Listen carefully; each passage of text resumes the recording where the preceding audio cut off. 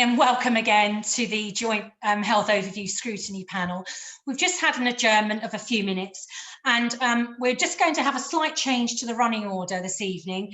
The next item on the agenda is going to be an update on the Improving Healthcare Together IHT programme and next steps, including approval of the new IHT subcommittee looking at the future IHT work programme and scrutiny. So if I can hand over to Andrew Dimitriadis for this item. Thank you, Andrew.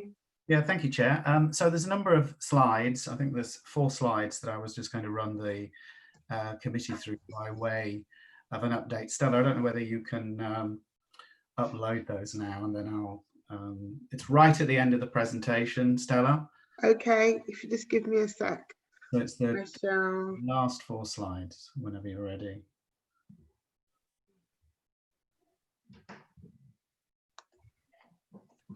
Okay.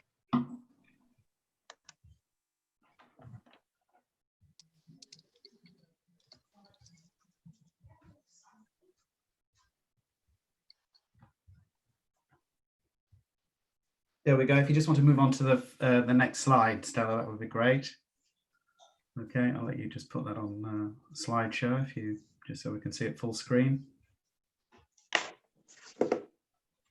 You just do from the current slide, the second button in, and then everybody will be able to see it. So, so thank you, Chair.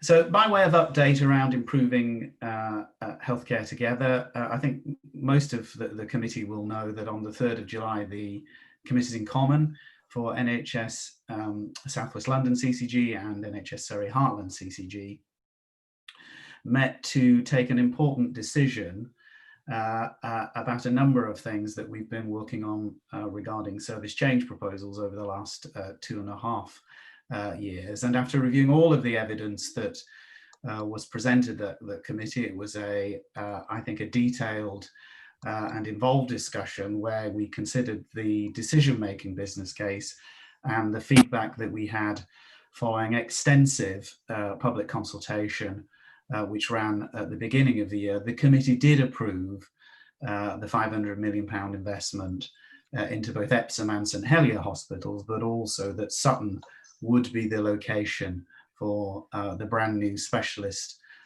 emergency care hospital in Sutton.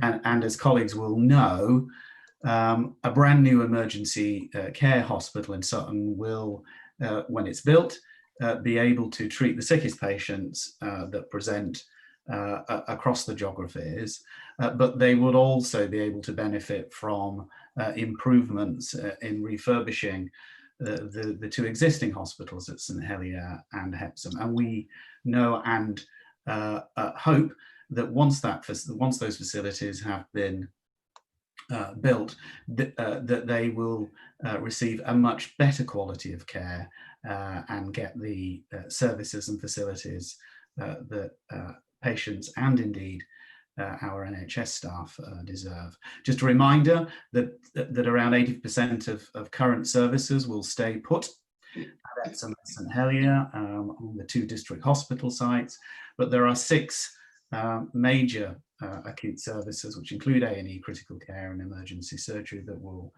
come together.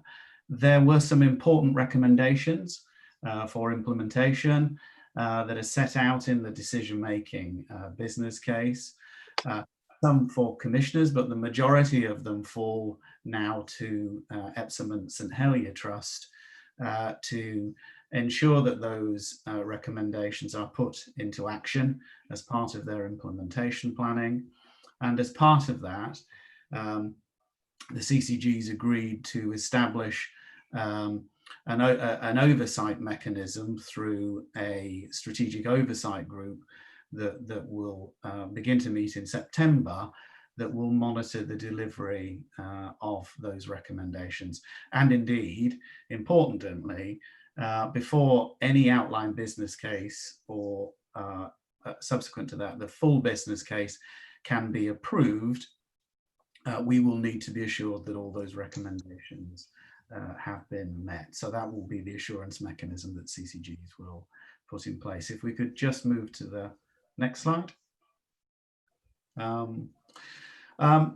So this slide just summarises some of the actions that we have both set out and indeed have looked at in the run-up to developing the decision-making business case, recognising that some of the important issues that were highlighted during consultation around transport and travel, future bed numbers and services for older residents, as well as those within more deprived communities, given that we serve, Epsom and St Helier serves very different communities.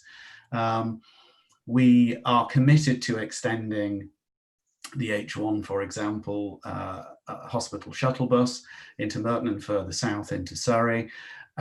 And there's a commitment within the decision-making business case that we will look to increase the frequency of hospital transport between sites. We looked at the available parking that was currently proposed within the options. And again, there's a commitment to ensure that there is enough car parking for patients, visitors and staff. That's not the only thing, of course. We've asked the Trust to do a full travel and transport plan, and that's a requirement that they will have to publish alongside the outline business case.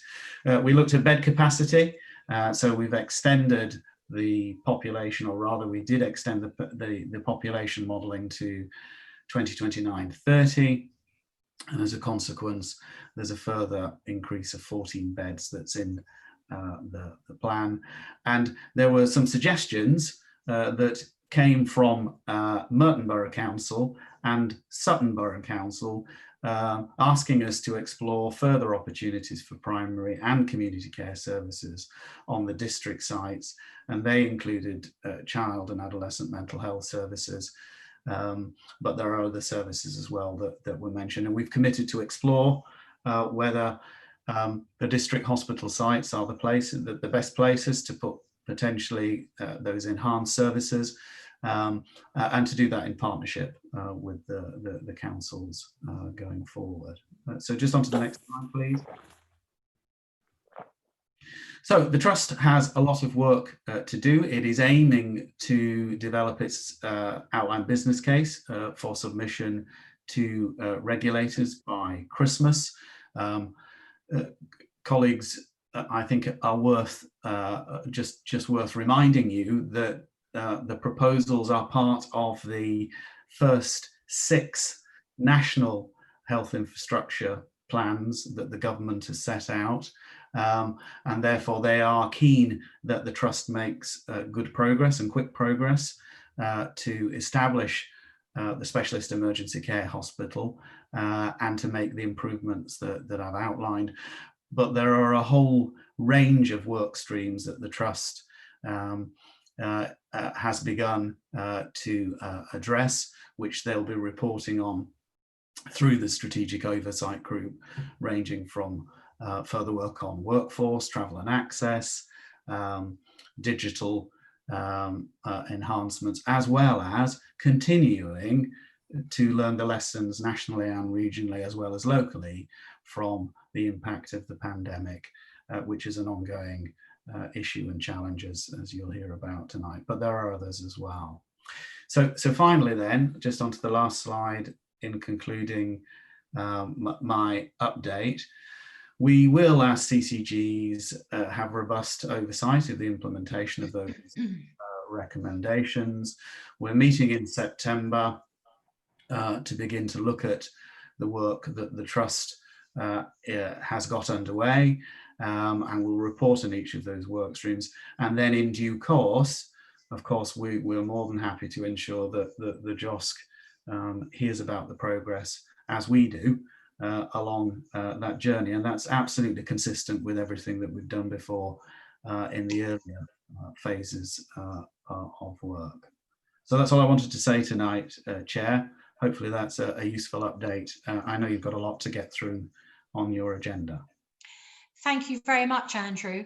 I've just been asking members if they'd like to ask any questions. I haven't received any as yet in the chat box, but Councillor McCabe is raising his hand, so please do ask your question.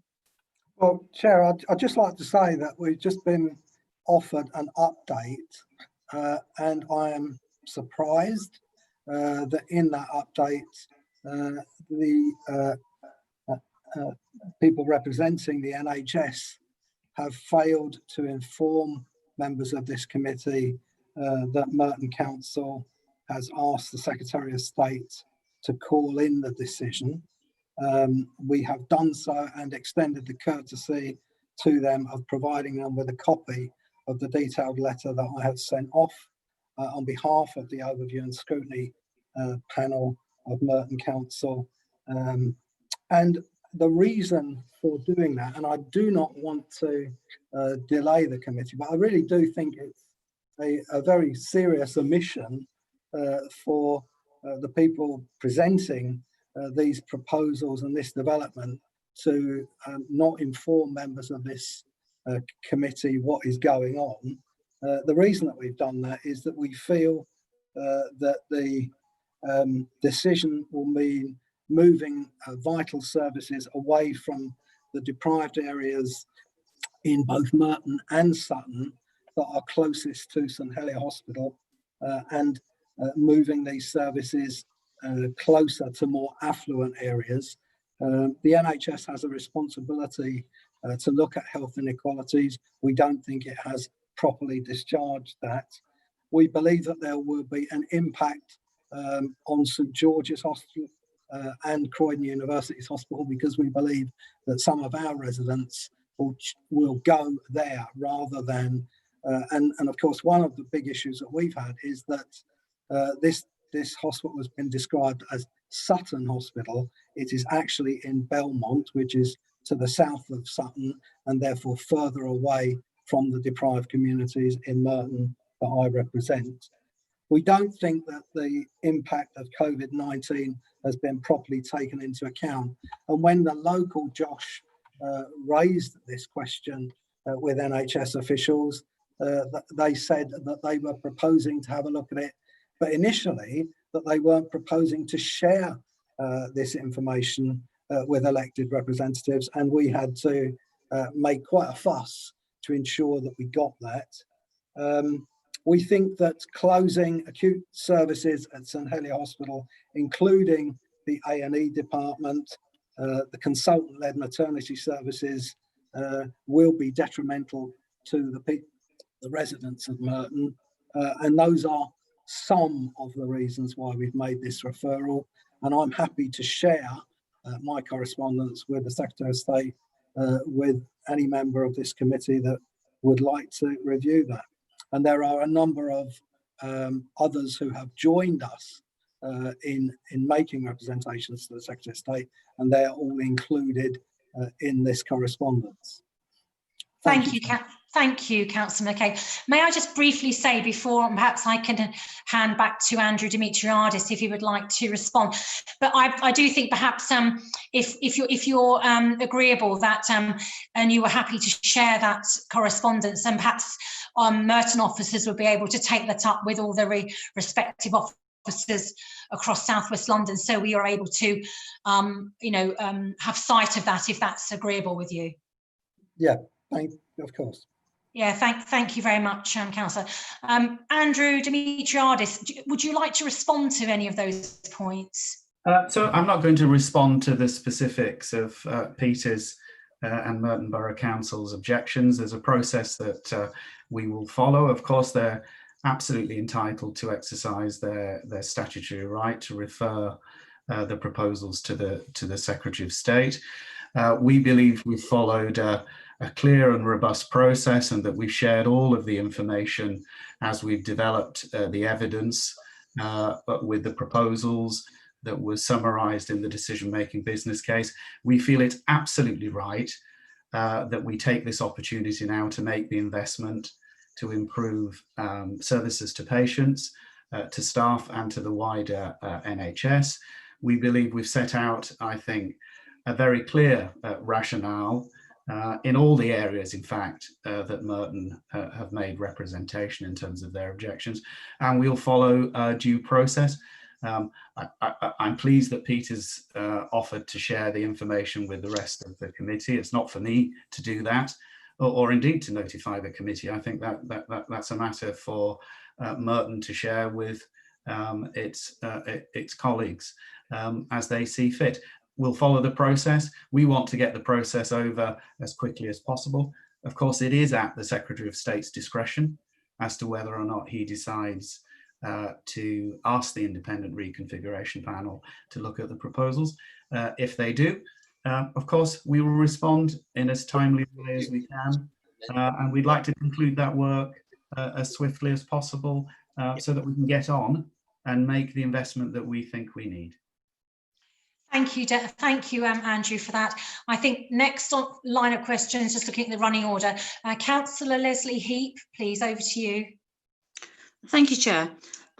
It's sort of connected to what Councillor McCabe was just saying. Had a few emails from concerned residents. I might have missed it somewhere, but if you could just confirm to me, Andrew Dimitriades, the maternity units at Epsom and St Helier are going to cease, is that correct? And where will this be reprovisioned, please? Thank you. So, inpatient births will move to the Specialist Emergency Care Hospital, and antenatal and postnatal care will continue on both the district hospital sites that are planned for Epsom and St Helier. So it's the inpatient births that will be concentrated at the Specialist Emergency Care Hospital alongside the other major acute services that are coming together. Thank you, Andrew. Next on is Jeremy Ambash. Councillor Ambash, over to you. Thank you, Chair. Coming in as a new member, I know we're in the middle of this process, so I just want to understand it a bit more, and I've got three slightly different questions to cover.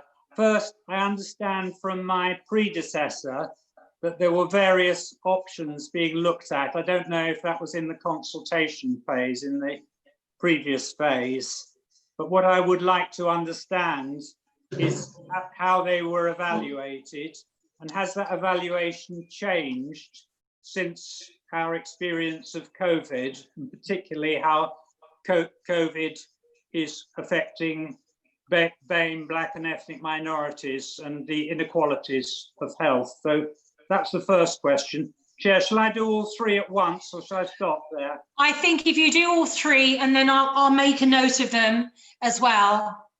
Thank you very much. Might be more efficient, yeah. Okay. The next is understanding what the implications are for other district general hospitals. So clearly, being a Wandsworth councillor, I'm concerned about St George's, and the feedback I've had, particularly on A&E and maternity at St George's, is they're pretty full to capacity, and that the site is pretty full. So I'm just kind of wondering what the implications are in terms of patient flows, whether people from Merton and Sutton will try and gravitate to St George's more, and what the implications are for St George's meeting the need, if that's the case. And thirdly, I just wanted to understand the referral to the Secretary of State. What implications are there both for the trust in terms of the future governance, but also the subcommittee? Is it IHT? Would there be a pause, or don't we know how long it would be for it to be dealt with, or what are the implications? Those are my three questions, Chair. Thank you, Councillor. So just to recap, Andrew Dimitriades, first question was about the evaluation and how things have changed post-COVID. The second question was an understanding of the implications for other hospitals, such as St George's, of the programme reconfiguration. And the third one was about an understanding of the referral to the Secretary of State and what the implications are in terms of future governance. I believe that was correct. Yes. So I don't know, Andrew, if you're able to respond to those at all. I can do that, and I'll bring colleagues in as needed. So I think in terms of the evaluation process, we set that out in the decision-making business case, and the process that we've been through, both in the run-up to developing the pre-consultation business case, the work that we did subsequently to reflect on the key themes and issues identified during consultation, in terms of any new evidence, that was all considered as part of our decision-making process. And of course, as some colleagues will know, we considered the impact of COVID in terms of an interim position as part of the evidence that went to the CCG committees in common, and indeed the programme board, prior to the final decision that was made on the 3rd of July. So I don't think probably we have time to go through all of the steps that we went through in the pre-consultation business case. I'd be more than happy, Councillor Ambash, to do that offline if that's helpful, to walk you through some of the detail around it. My view is that we've been through the right steps and the proper steps, but we know we've got more learning to reflect on, and indeed the trust will have to do around COVID as those lessons are fully learnt going forward. On the BAME issue, we've responded on that issue to a number of questions that we've had, and I don't know whether Dr. Murray would want to say anything at this point. I think we've rehearsed the arguments in the which will in fact be published and recorded in the committees in common minutes. It's clearly a factor that we are going to have to think more about in the future, as part of looking at the whole impact on deprived communities. We recognise that there are underlying health issues for those communities, but in fact we believe that the right response going forward often for those BAME communities is to make sure that we have got adequate improvements in primary and community services, and not just acute services, although there are lessons I think that the Trust has learned in relation to those areas. So I'll let Andrew come in if he wants to later on that. Your final point though, I think, was about what impact does the referral to the Secretary of State have on the timeline and the work that the Trust is doing. So the Trust will continue to do the work that it needs to do to appraise, to do its sort of further appraisal in order to get investment approval.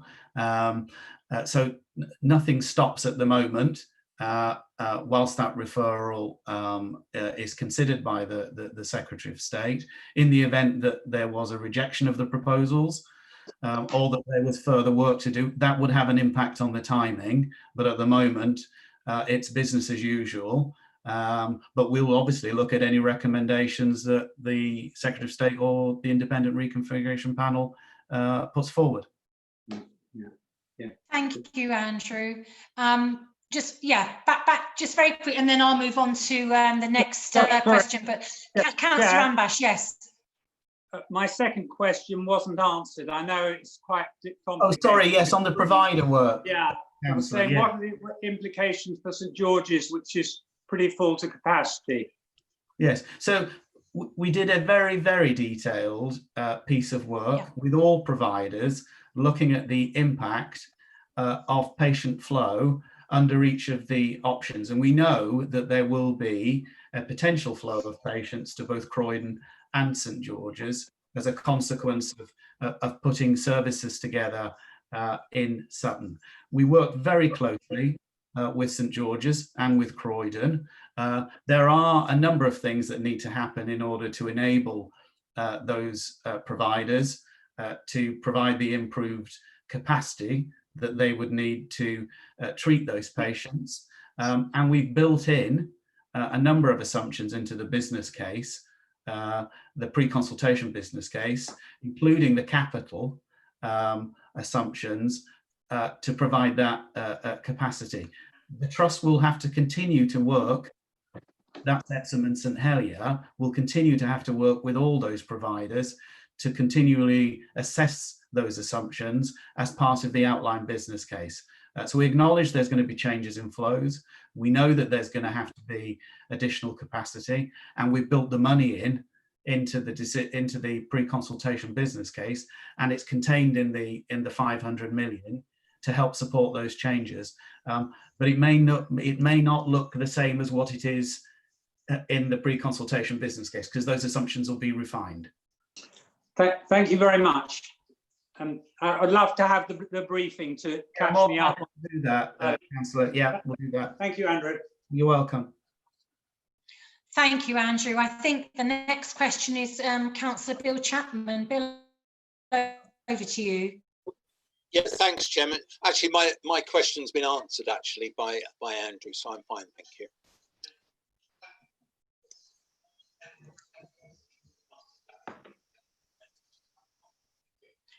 Okay, thank you, Councillor. I haven't got any more questions in that have been submitted at this stage. So what I'd like to do is, Chair, I put my hand up earlier. Yes. I've had my hand up. Okay, thank you. I didn't. It's because I think your video was off. All right. Okay. Yeah. I'm just. I didn't see your hand up. So please do ask your question now, please. Yeah. Thank you. Yeah, I'm just. Well, it's for you and as chair and for the committee generally, because we've got a JOSC and a subcommittee, and I'm looking at the guidance on circumstances for referral. I'm just trying to work out where within our own democratic processes, obviously some councils have decided to make their own referral, but what is the role of either the subcommittee or this committee in regards making a comment one way or another on the proposals?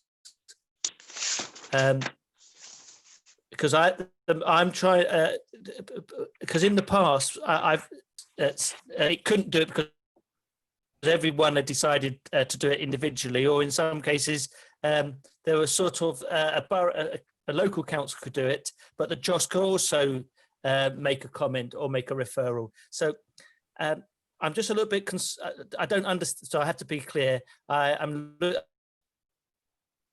I'm seeking clarity about what is the role of referrals, and if it's not here, where is it? Thank you. Do you just when you mean referrals, do you mean the right of referrals? I've turned off my video. Sorry, could you just clarify that for us? Just clarify the question one more time. Thanks. Yes, there are certain limitations on the circumstances in what a health scrutiny body can do a referral. Clearly, some decisions have been made to allow that individual councils have decided to keep that right. I just want to check what is the current responsibility or legal right that either this has or the subcommittee has in regard to referral rights. I think I will hand over, thank you, Councillor. I will probably hand over to officers on this one, but my understanding, and clearly Councillor Steers, you may well know more about IHT, but I do know as the main JOSC is the standing committee, and the IHT subcommittee obviously is the official decision-making committee for the IHT programme. So really any decisions that are made surrounding the programme really come from the elected subcommittee. I think Councillor Steers, if you want to briefly come in, and then perhaps officers might be able to, and we haven't got David Olney on tonight, but we may have to go away and get some official response to you, Councillor Fitzsimons, on that one. But perhaps Councillor Steers, you might want to add something. Chair, my understanding is the same as yours, that the IHT subcommittee was delegated with the authority to call into the Secretary of State if so required. But individual councils did take up the option of doing it themselves. There were a number of councils that didn't do it initially, and officers are looking at that to see, I understand, to see what the position is for those individual councils that might not have done it in the initial stages. But I do have to, as a group, as an IHT subcommittee, we do have to acknowledge with the NHS what we are going to do, whether we are going to call it in or not. So that option, but there is a bit of a conflict here between the councils that did decide, and quite right, it's a democratic process to call it in, and Merton have taken up their right to do that. But as we had the right as well as the IHT, I'm in the process of talking with officers to see how that fits, because what we don't want is a whole raft of things happening that might conflict. You know, Merton have done their thing. That's exactly what should happen. But I just need to understand, because the JOSC gave the decision making to the IHT, we just need to get some officers to just clarify, and that dialogue's been going on a little bit longer. I do see that David Owen is on the bottom of my screen. I don't know whether he's in or not. Thank you, Councillor. I think that is the same position at Kingston, that we're having discussions with officers as well. So similar discussions have taken place. I've seen two hands up. I think Councillor Fitzsimons, if I just briefly go back to you so you can respond, and then Councillor McCabe after that. What I suggest is that it is, as I suspected, that it's the subcommittee that may have had the right. But I always find it's always worth asking questions just in case there is some other precedent that I'm unaware of. So I just want to put it on the table that maybe if we do any conclusions and recommendations regarding this, if we don't have the right of referral, that maybe the committee would be supportive of suggesting that a meeting of the subcommittee is held within a reasonable time frame to make a judgment one way or the other. Chair, if I could come in on that one very quickly. Yes, I'm in dialogue with the officers at the moment, and we did, as a subcommittee, on the latter stages of working with the NHS on that scrutiny committee, open it up to representatives from every borough. So I think there is also a question of every borough understanding what the arrangements are. So I will talk to officers, and we will get something out to you as soon as possible in the relationship that we have as the IHT subcommittee with calling into the Secretary of State. Thank you, Councillor Steers. I think Councillor McCabe, you have a question as well. Thank you.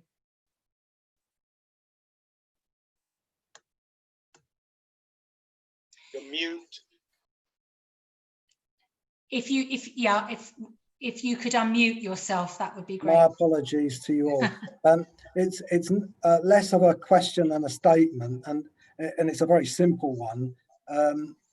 Merton Council, at the outset of this process, recognised that the people most likely to be affected by the proposals for St Helier Hospital were the residents of Merton and Sutton. And at the very first meeting, and Councillor Steers will confirm this, at the very first meeting of that subcommittee, we quite clearly reserved the right to make this referral, and it's entirely our right to do so, and we've exercised that right because we believe that local councillors are elected to defend the interests of their local communities, and this particular local community is the one, along with Councillor Steers' local committee, that will be most affected. We understand that the position of Sutton is that they too feel that these services should remain in St Helier Hospital, but it's not for me to put their case. I'm sure Councillor Steers is perfectly capable of explaining the position of Sutton Council to the other members of this committee. Thank you. Thank you, Councillor McCabe. I think I think I've been drawn into this dialogue. There is an action plan at the moment by Sutton councillors to communicate with the residents of Sutton regarding the proposals have gone forward. They do have concerns about the new site, etc. And so that is being pushed out to the residents as we speak. And the situation regarding calling into the Secretary of State has not been resolved yet, I don't think. So, as I say, I did see David Olney come up, but I don't know if David... Yeah, I've just seen, yeah, Councillor Steers, thank you. Perhaps David, if that's all right, Councillor Steers, we'll just see if David is online. We can hand over to you if you can respond with anything. Good evening, councillors. Can you hear me? Can you hear me? Because I'm loud and clear. Yes, right. We can hear you. We can hear you. Okay, thank you, councillors. There's the situation with regard to the power of referral is that, yes, there is a right for individual councils to decide what they will do with their power of referral, whether they will retain that power of referral to themselves or whether they will delegate it to the Improving Healthcare Together Joint Health Scrutiny Committee. The situation that we have at the moment is that Merton Council, Sutton Council and Wandsworth Council have all made active decisions that they will retain the power of referral, the right to exercise that power of referral to themselves. Kingston Council and Surrey County Council both decided in May of 2018, i.e. at the very outset of the IHT exercise, when the Joint Health Scrutiny, when the South West London and the IHT subcommittee were established to delegate their power of referral to the Joint Scrutiny Committee. And as I understand it, both Kingston and Surrey County Councils are reviewing their positions with regard to determining whether they would wish to repatriate those that right to themselves rather than vest it with the Joint Committee. That leaves Croydon Council, and I've not been advised as to what the active position is with regards to Croydon Council, but the default position in law is that unless a council makes a definitive decision to state what they will do with the right of the power of referral, then it remains with that council. So on that basis, I would infer that the right of referral currently remains with Croydon as it does with Merton, Sutton, Wandsworth, and is currently under consideration with respect to Kingston and Surrey. What the Improving Healthcare Together subcommittee needs to do is to notify NHS colleagues of the position with respect to the the committee's approach to the power of referral.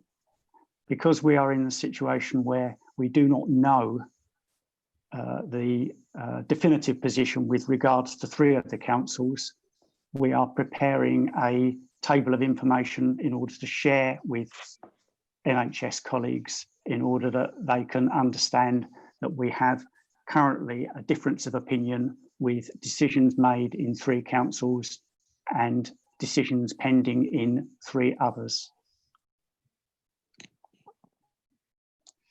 Thank you, David. Are there any, would anyone like to come back on that at this stage? Or I think it might be that, was that a yes, Councillor Fitzsimons? I wasn't sure if you'd put your hand up there. Yeah. Yes. Yes, I suppose the question I will just point again to the, as I said, it's really more for the subcommittee than for this committee, because clearly the power is invested in that committee. Is that I'm conscious that we may end up with the councils on the periphery, I'm thinking Kingston and Croydon particularly, during this time when committees are being cut back and our Health Scrutiny Committee got rolled into the main committee, which is why we didn't have a July meeting, that we may struggle to get officers and people in a place in time to make an effective decision one way or another. And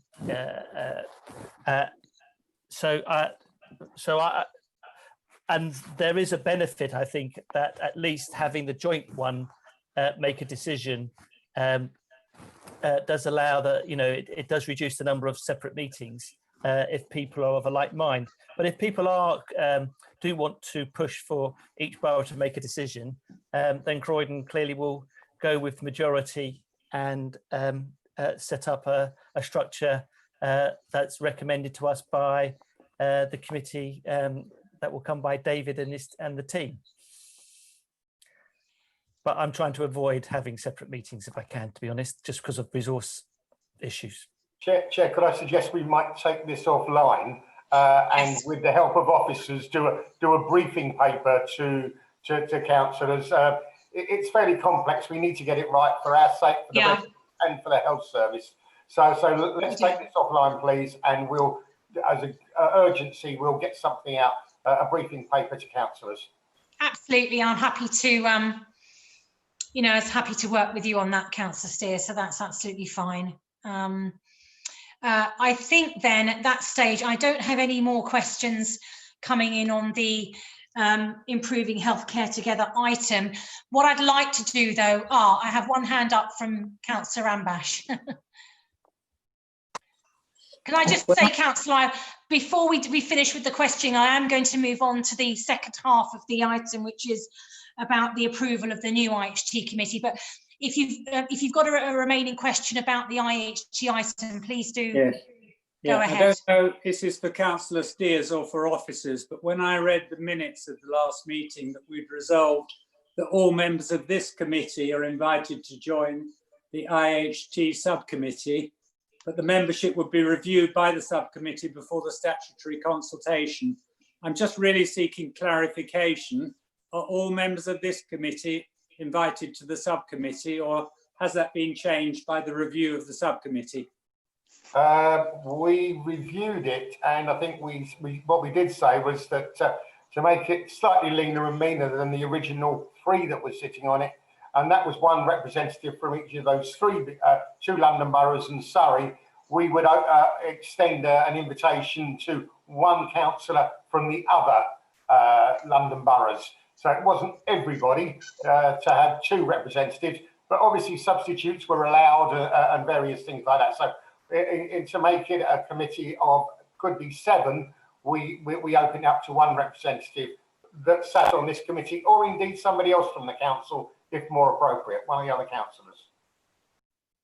Yes, thank you, Councillor Steers. Yeah, if I could just come in, that was the format, or the way that we decided when the Iht subcommittee was formed in 2018 as the decision-making committee. That it originated that it wasn't. It was I think it was maybe 3 of the out of the 6 local authorities were included. Then subsequently we agreed as a committee that we would expand it to include Kingston and Wandsworth, I believe, and Richmond. And I think Councillor Steers is absolutely correct in that as time has progressed, we've just looked at the practicalities of having a subcommittee with 1 member from every local authority on there, and that is how it's been so far. But is your point more about that you wanted to have that expanded beyond what it is now? Whether both Councillor Fluke and myself are invited, or whether we have to have a bit of an arm wrestle to find out whether it's him or me.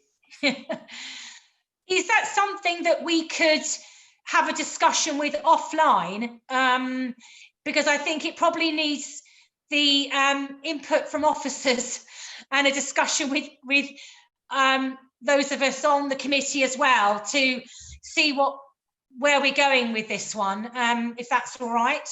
Chair, could I just mention on that then, if you actually open it up to 2 from each, you end up having a subcommittee the same as the JOSC. So, you know, it just, for me, I think opening it up to the flexibility for councillors, whether they're on the JOSC or whether there's someone with expert advice and on a specific subject can come along. But one representative for me, with our NHS colleagues coming en masse sometimes, it would make a rather large committee. Sure. If I could just, because I know this is something we could discuss offline this evening, I think, but I know Councillor Fluke, you'd like to say something. If I could just bring you in briefly at the moment, and then we can probably look to have a discussion with officers offline.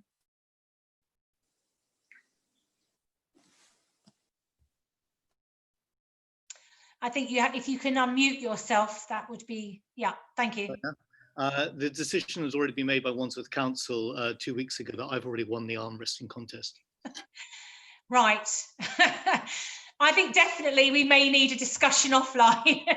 But I think what I'd like to do, actually, that probably moves quite neatly into the next bit of this point, which is I actually really want to keep this very brief, but it doesn't actually have to be formally noted about the continuation of the IHT subcommittee and the scrutiny work they're doing on the IHT programme, but just really as a courtesy to the chair and vice chair of the committee, I'm just going to say very briefly that the full South West London and Surrey JOSC, Scrutiny, I should say, committee, notes the ongoing work of the IHT programme, and the existing IHT JOSC committee will continue its work to scrutinise this. So really, I've probably repeated myself, but I think it's important to say that, you know, as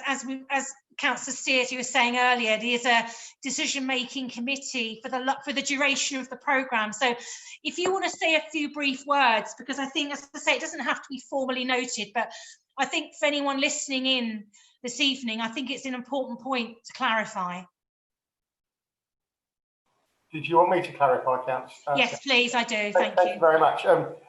We have covered lots of ground and been very, very critical sometimes of some of the stuff we've had.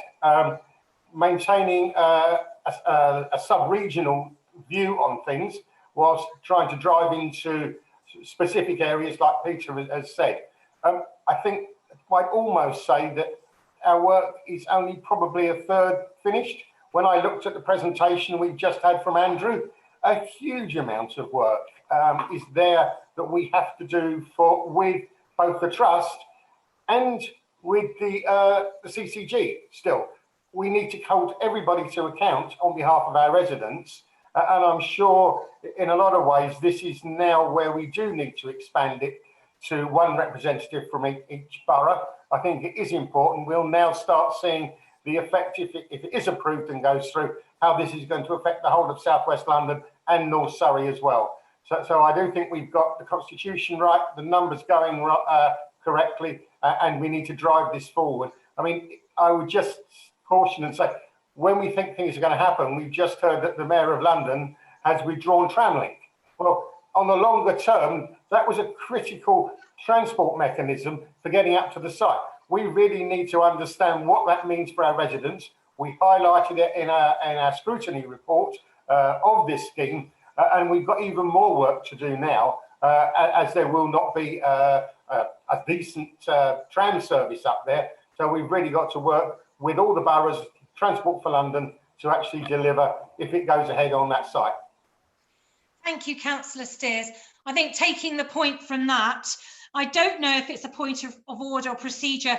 I don't know, David, if you could advise whether, is there a recommendation in that, or whether we just agree that, is that a decision about expansion across all 6 local authorities represented on the subcommittee, that should be decided at the next IHT subcommittee. I'd be happy to take advice, David, on this at this stage on that. Councillor Shaper, thank you. Yeah, I think you've already got all 6 authorities represented on the IHT. If you wish to consider whether you want to increase the number of members for each local authority member, then that would be something for the standing JOSC to consider. Yeah, I think that may be an offline conversation we need to have, because I would like to take on board members' views.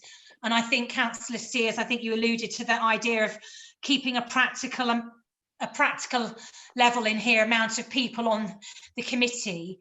Otherwise, it would end up being another same number of members on the standing committee. It may not be practical to do that. If you don't mind, maybe that is an offline conversation that we can have. So as chair and vice chair can input into that conversation offline, if you don't mind. Yeah. Yeah, thank you very much. I think then there aren't any other further questions on the IHT item at this stage. So I would like to conclude that item and move on to the next item, which was originally item 5, which is the update on the South West London Clinical Commission Group, the integrated care system and the improving the integrated care system, and the yes, it was really the issue, the item about the CCG governing body as well. So if I could hand over to Dr. Andrew Murray for this item, who is presenting this item. And can I just say at the very beginning that there was an excellent video that we now have been able to put a link on YouTube for this video. If anyone would like to go and look at the video, it's about young person's mental health, young people's mental health. And if you just type in the word South West London children and young people mental health, you should find it available on YouTube to watch. I think it's 11 minutes. Dr. Andrew Murray, if I could hand over to you, many thanks. Thank you very much, Councillor Shaper. And yeah, thank you for referencing the video as well, because obviously it's a piece of work that as a whole system we should all be proud of. And I will just touch on that as well in terms of how we've adapted that programme to respond to COVID.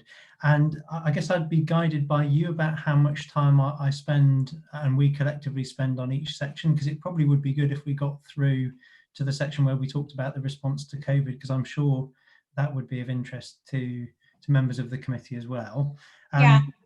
So should we? I'm not controlling the slide, so shall I just call out when I want the next one? So I was just also going to say thank you, Dr. Murray. I was also going to say that maybe if I give maybe 10 minutes warning between each of the 3 sections, by the time we get to the 3rd section, it may be a comfort break is required at about 8:30, sort of 25 to 9, 20 to 8. Actually, no, 20 to 9. I'm losing track of the time on my clock.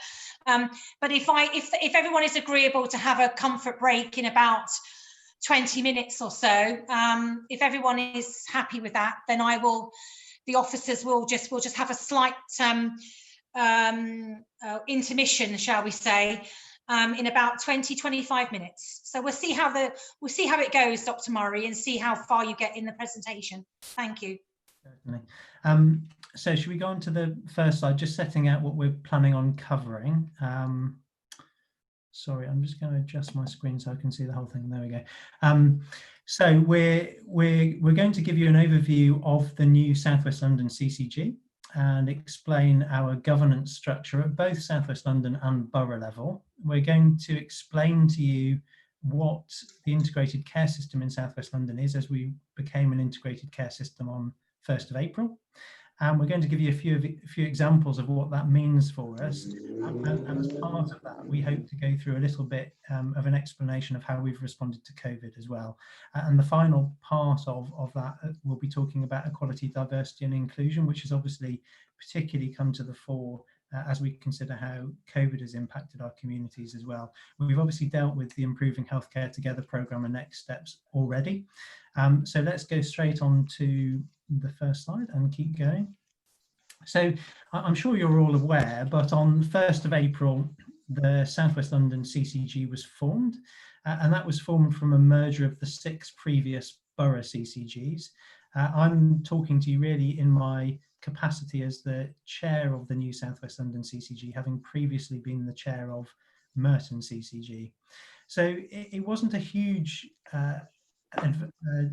development for us, in that we'd already been working together for quite some time as 6 CCGs, and we've done a number of initiatives together, including working together on primary care networks, and particularly the work we did on local health and care partnerships and bringing that together into an overarching South West London plan. What you're probably aware of is that in January 2019, the NHS long-term plan was published, and that made it quite clear that CCGs should come together to align around their integrated care system footprint, which for us was South West London. And in early 2019, the governing bodies of the 6 South West London CCGs all agreed to proceed to explore merging into a single CCG. So next slide. I won't go through each of the bullet points on this pack, because I know you've had this in advance, and it really just sets out the process we went through to agree and form the new South West London CCG. Do stop me if you want me to talk to any of the points in particular, but I'll take perhaps this slide as read, and it just outlines how we got to the point of formally becoming a South West London CCG on 1st of April. So shall I go on to the next slide? So it's probably quite important to set out that, just as you're probably familiar with the previous borough CCGs, the work of NHS South West London CCG is overseen by our governing body, and that's responsible for setting the strategic direction for the CCG, deciding on expenditure in normal circumstances, but obviously in the context of COVID, we've not been able to fulfil that duty as we normally would. And I'll probably come on to explain that when we talk about the response to COVID. And a key part of the governing body as well is ensuring that the organisation functions effectively. The CCG, like all CCGs, is a membership organisation, so it's made up of about 180 GP practices across all our boroughs, and they elect the clinical members to the governing body, so it's a representative organisation. We also, on the governing body, have lay members, a registered nurse, a secondary care doctor, as well as the CCG's executive directors. And the purpose of that is to provide some independent scrutiny of the decisions we make and the work that is done. The governing body meets every 2 months, and these meetings are accessible to the public. We've obviously had to adapt that in the context of COVID, and we were able to record our first governing body meeting and post that on our website. The plan going forward is to live stream, because it's really important that the decisions we make are open to the public, and that the public has the ability to see the process we've gone through to make decisions. So we have the clinical chair on the governing body, which is myself. I've got 2 clinical vice chairs, which is Dr. Nicola Jones, who's also the borough lead for Wandsworth, and Dr. Naz Giovanni, who's the borough lead for Kingston, very experienced previous CCG chairs, and it is excellent to have their support. And we've got 4 further GP borough leads from the other boroughs, all important members of the governing body, the 3 lay members that I've referenced before, and we do have a registered nurse and a hospital secondary care doctor. We also have representatives from our key partners, so from local authorities, in the form of a Director of Adult Social Services and a Director of Public Health, and we have representation from Health Watch's voluntary sector and in fact from local medical committees on the governing body. So next slide. So this just sets out how we work. As I mentioned, we're a membership organisation, so we are accountable to the membership, and actually they give the governing body responsibility for fulfilling the functions that actually belong to the membership. The governing body has various committees, so we have a primary care commissioning committee, a remuneration committee, audit committee, finance committee, quality performance and oversight committee, and community engagement steering group, and information governance steering group. I think what's really important in the way we've set up the South West London CCG is that we've retained borough committees, because one of the real strengths of CCGs has been the borough level work and the focus on place, and the joint working with local authorities and local providers of health and care services in those boroughs, and also the voluntary sector and communities themselves. And we felt it was extremely important to retain that as part of the new South West London CCG. So we will have vibrant borough committees. They've not been able to be delegated as much as we normally would expect because of the response to COVID and the way that's been managed, but the intention going forward is that they will be a critical part of the way we work and the decisions we make as a South West London CCG. So next slide. I'm going to pass over now to the Senior Responsible Officer for the Integrated Care System and our Accountable Officer for the CCG, which is Sarah Blow, who's just going to talk through the next few slides. Okay, thank you, Andrew. Can you all hear me? Yes? Yes, thank you, Sarah. Thank you.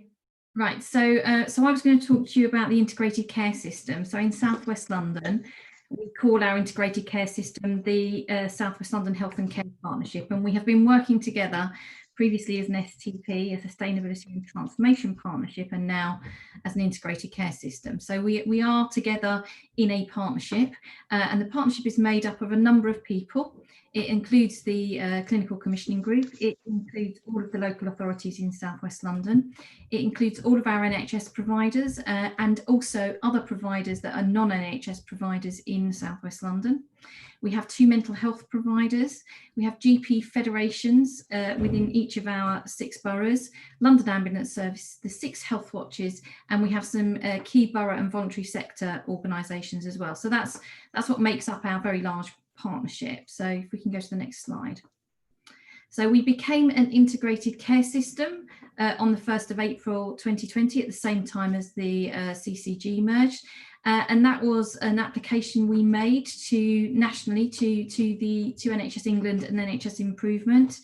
And it was on the basis that we felt that we had built the strong collaborative foundations that would allow us to move into the next phase. And we are working, and I think our strong collaborative working in South West London has actually stood in really good stead during COVID, because I think the borough working and the working across South West London has been you know, a credit to the health and care staff and the way in which we work together. So the last few weeks, as we've said, we've dealt with together the coronavirus pandemic, but we've also been building on our existing collaborative work. And it means that we have more access to some development supports, possible funding in the future. And it just, I think, recognises, I think, for all of the partners, the maturity of our partnership and how we work together. So we can go to the next slide. So this was the governance structure that we had in prior to COVID. I will say that during the incident, we have kind of put in some additional support, which we will talk about later. But we have got a number of kind of subgroups to our main partnership, which, as you can see, includes the collaborative leadership group, which I will reference, which is where the Health and Wellbeing Board chairs from South West London come together with our clinical leads and meet on a regular basis to inform work that we do together across South West London. And you can see there's a lots of clinical groups as well that support us, as well as some enabling groups. We go on to the next slide.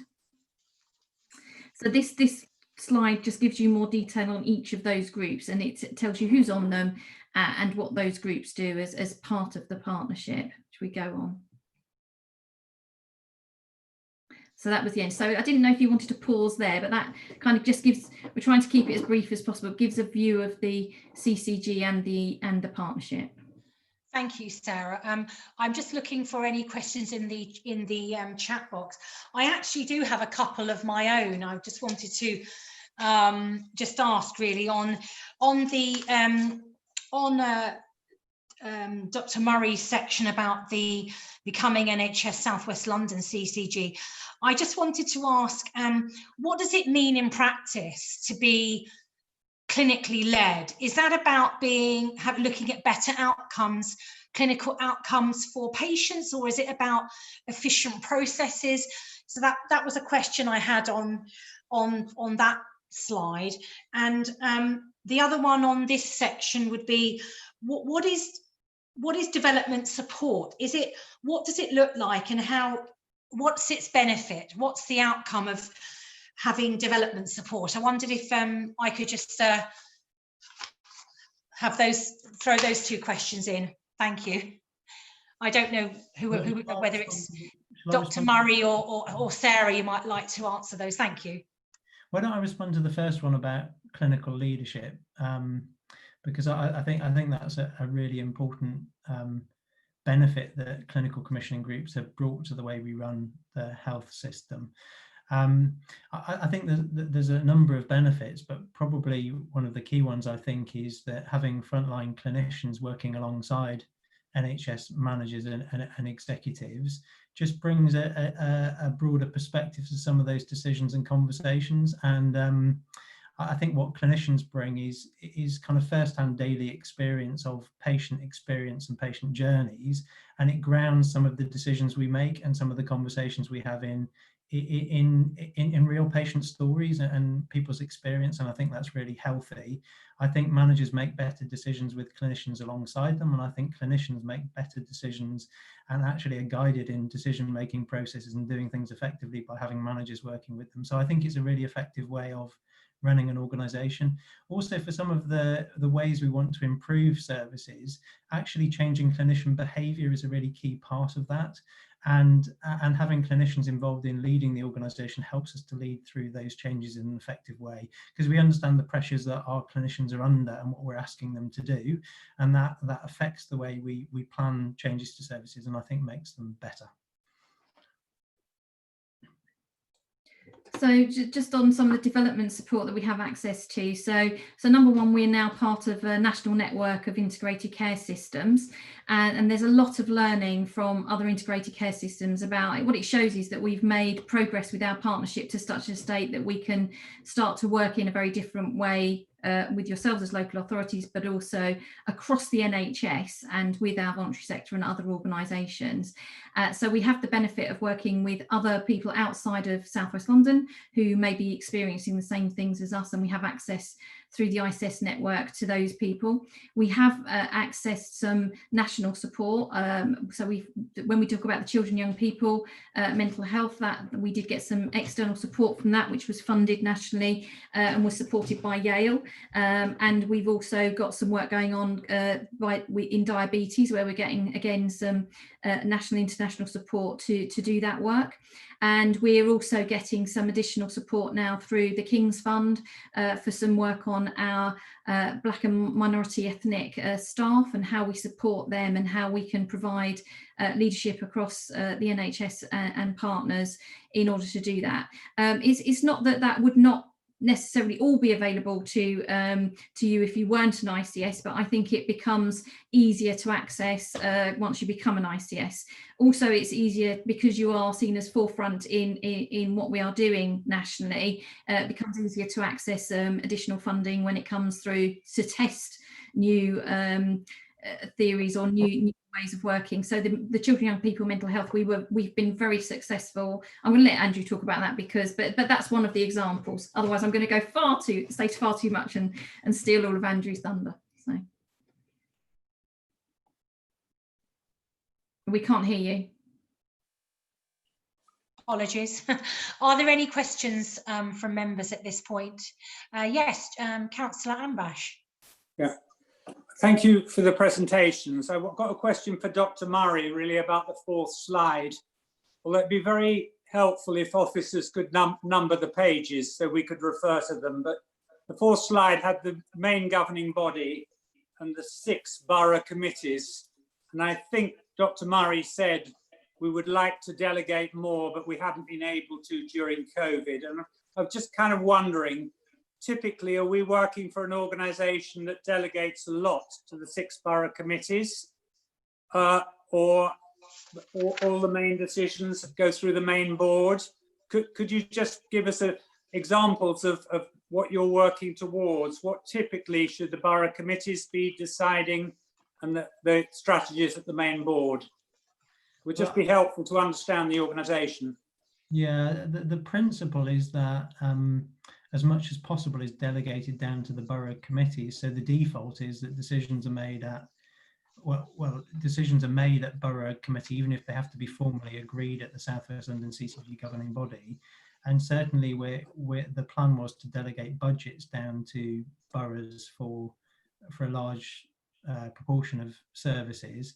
The issue in terms of how we've had to work differently in COVID is that the normal decision making around finances and services that the CCG would make have not been ours to make in the context of response to COVID. We've been in a national incident, so actually NHS England have been taking all the decisions, and the normal rules about planning and commissioning services have ceased to operate during the national incident response. Thank you. Thank you, Dr. Murray. It's just coming up to 8:30. I don't know whether would any members like a short comfort break for a sort of 4 minutes till past. It's 26 minutes past at the moment, and then we can resume at past. Yeah, would anyone just give me a hands up, a wave if that's, yeah, okay. So if that's the case, then we will have a slight intermission till past. That gives us 4 minutes, if that's okay. Thank you, Henry.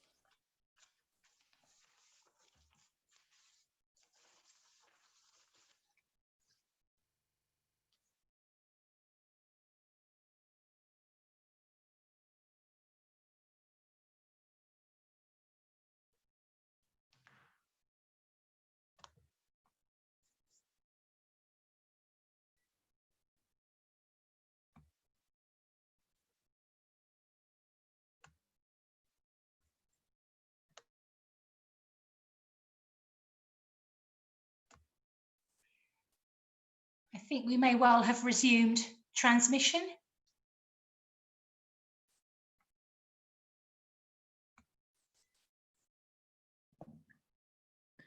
So do you want me to carry on through? Yes, good evening again. We've resumed transmission. Yes, absolutely. So Dr. Murray, if you could continue with your presentation. Thank you. I haven't had any questions as yet in the chat box, so please do continue. Certainly. And I don't know whether people have had the opportunity to watch the video you referenced at the start.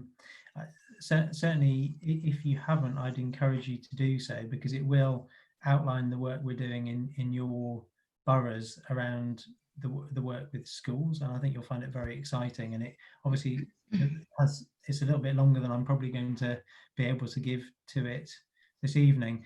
Should we just go on to the first slide? The next one. Can I just say, Dr. Murray, it was a really powerful video, and I do urge everybody to, if you can, to watch it. It's an excellent video, so thank you very much indeed. Thank you. So I'll just try and summarise. I mean, essentially, as a system, as health professionals, with our directors of public health and with a number of system partners, I think we collectively agreed that we had an issue with children and young people's mental health, particularly around the issue of self-harm. And that brought us together as a system, because it was just such a powerful thing for us to be working on, particularly given some of the stories that people had from their boroughs and some of the statistics we were seeing from boroughs and from A&E, where children were attending having self-harmed and sometimes having to be admitted to hospital having self-harmed.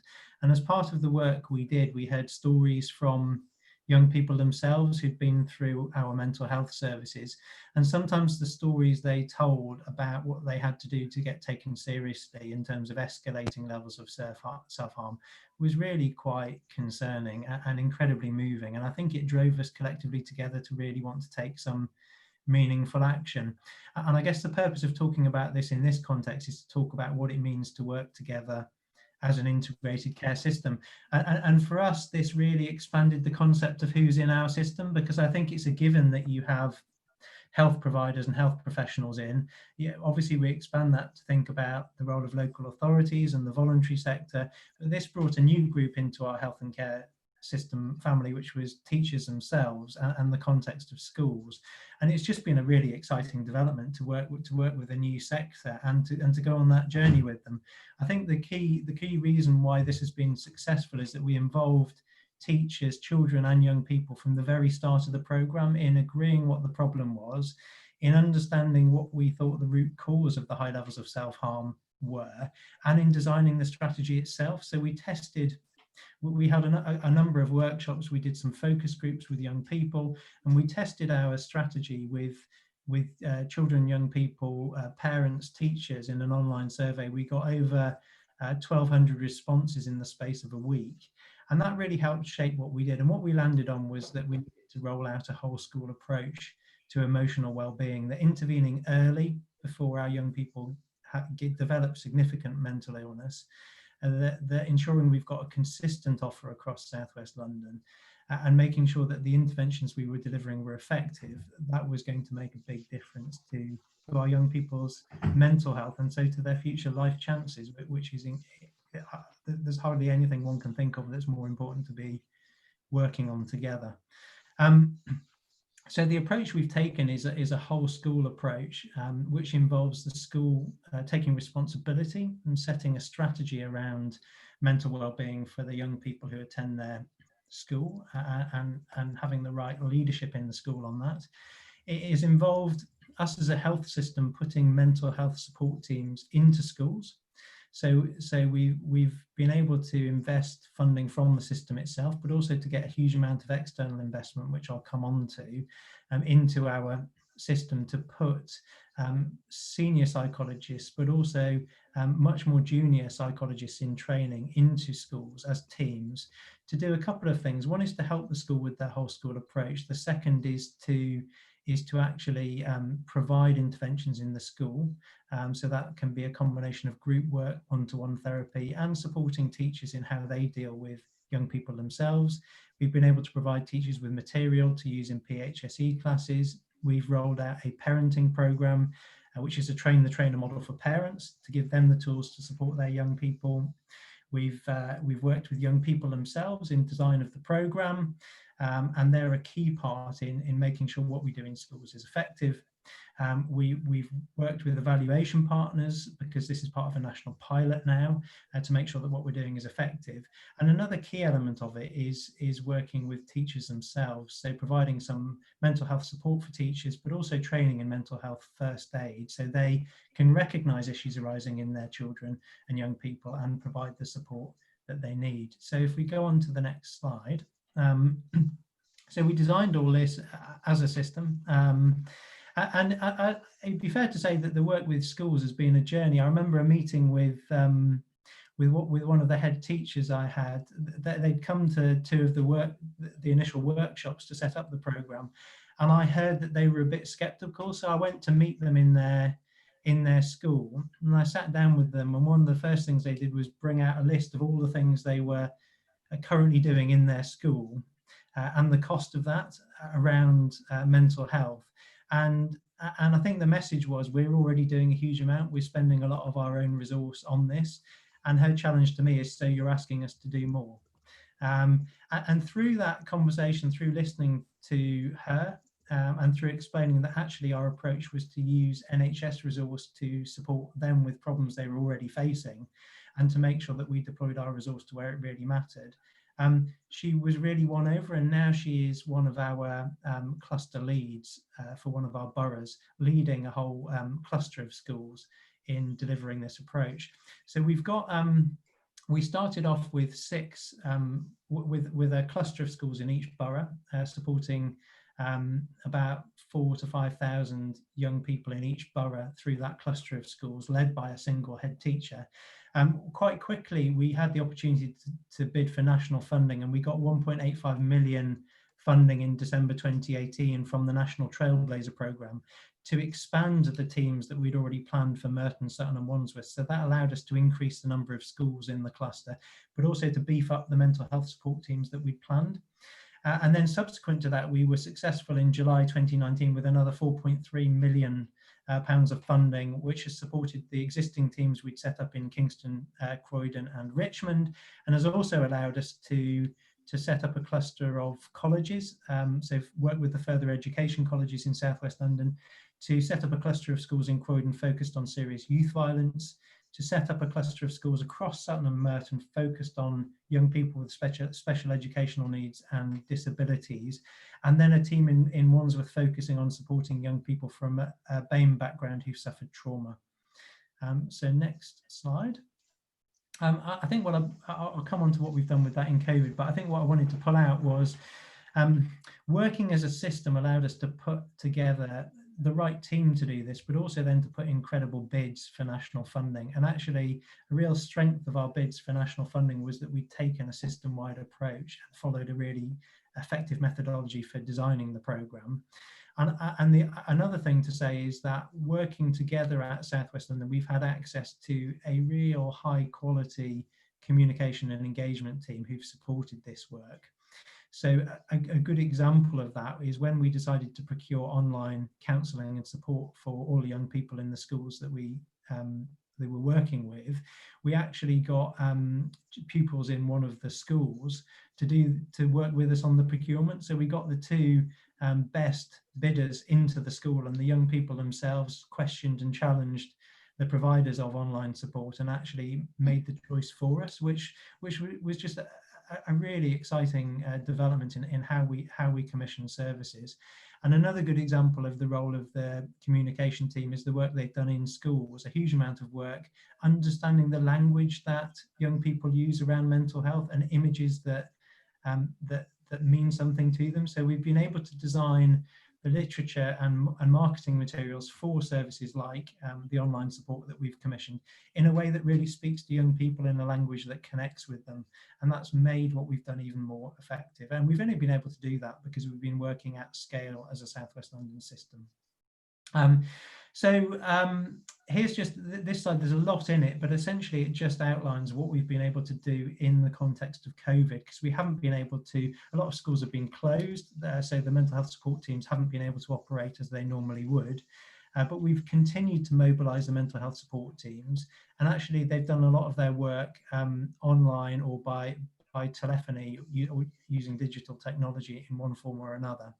We also rolled out the online counselling service for COOF to all young people in South West London, not just those who are part of their schools that have adopted the whole school approach. So we put extra funding into that because we felt it was really important that young people across South West London benefited from support during COVID. We set up a website specifically during COVID to improve access for children and young people to additional support. And we've launched a number of things like telephone hotline, Facebook and YouTube channels to support parents in how they manage their young people's mental health. So a whole array of different things. And I guess we've only been able to do that because of the coordination across South West London. So next slide, if I may. I've then got a couple of slides on adult mental health services. Did you want me to pause on children? I was just about to, thank you, Dr. Moore. I was just about to say, I do have a couple of questions, and I wondered, one from Councillor Fitzsimons and one from Andy Stranick. If you're both happy to wait to the end of the slide, or if it's actually relating to what you've just heard. If you're happy to just answer a couple, you're happy to wait? In my case, yes. Okay, and Councillor Fitzsimons? Yeah. Okay, so if we just, I have noted that you want to ask those questions. So Dr. Murray, if you continue, and then we'll bring the questions in at the end of your section. Thanks. So, so obviously that was a bit of a focus on children and young people's services, specifically just to flag up what we've done around adult mental health in response to COVID. I'll just keep talking. The slide that I wanted to show you really talked about the emergency service that we set up at Springfield Hospital to provide urgent mental health support for people in crisis during COVID, where we wanted to keep them out of hospital emergency departments.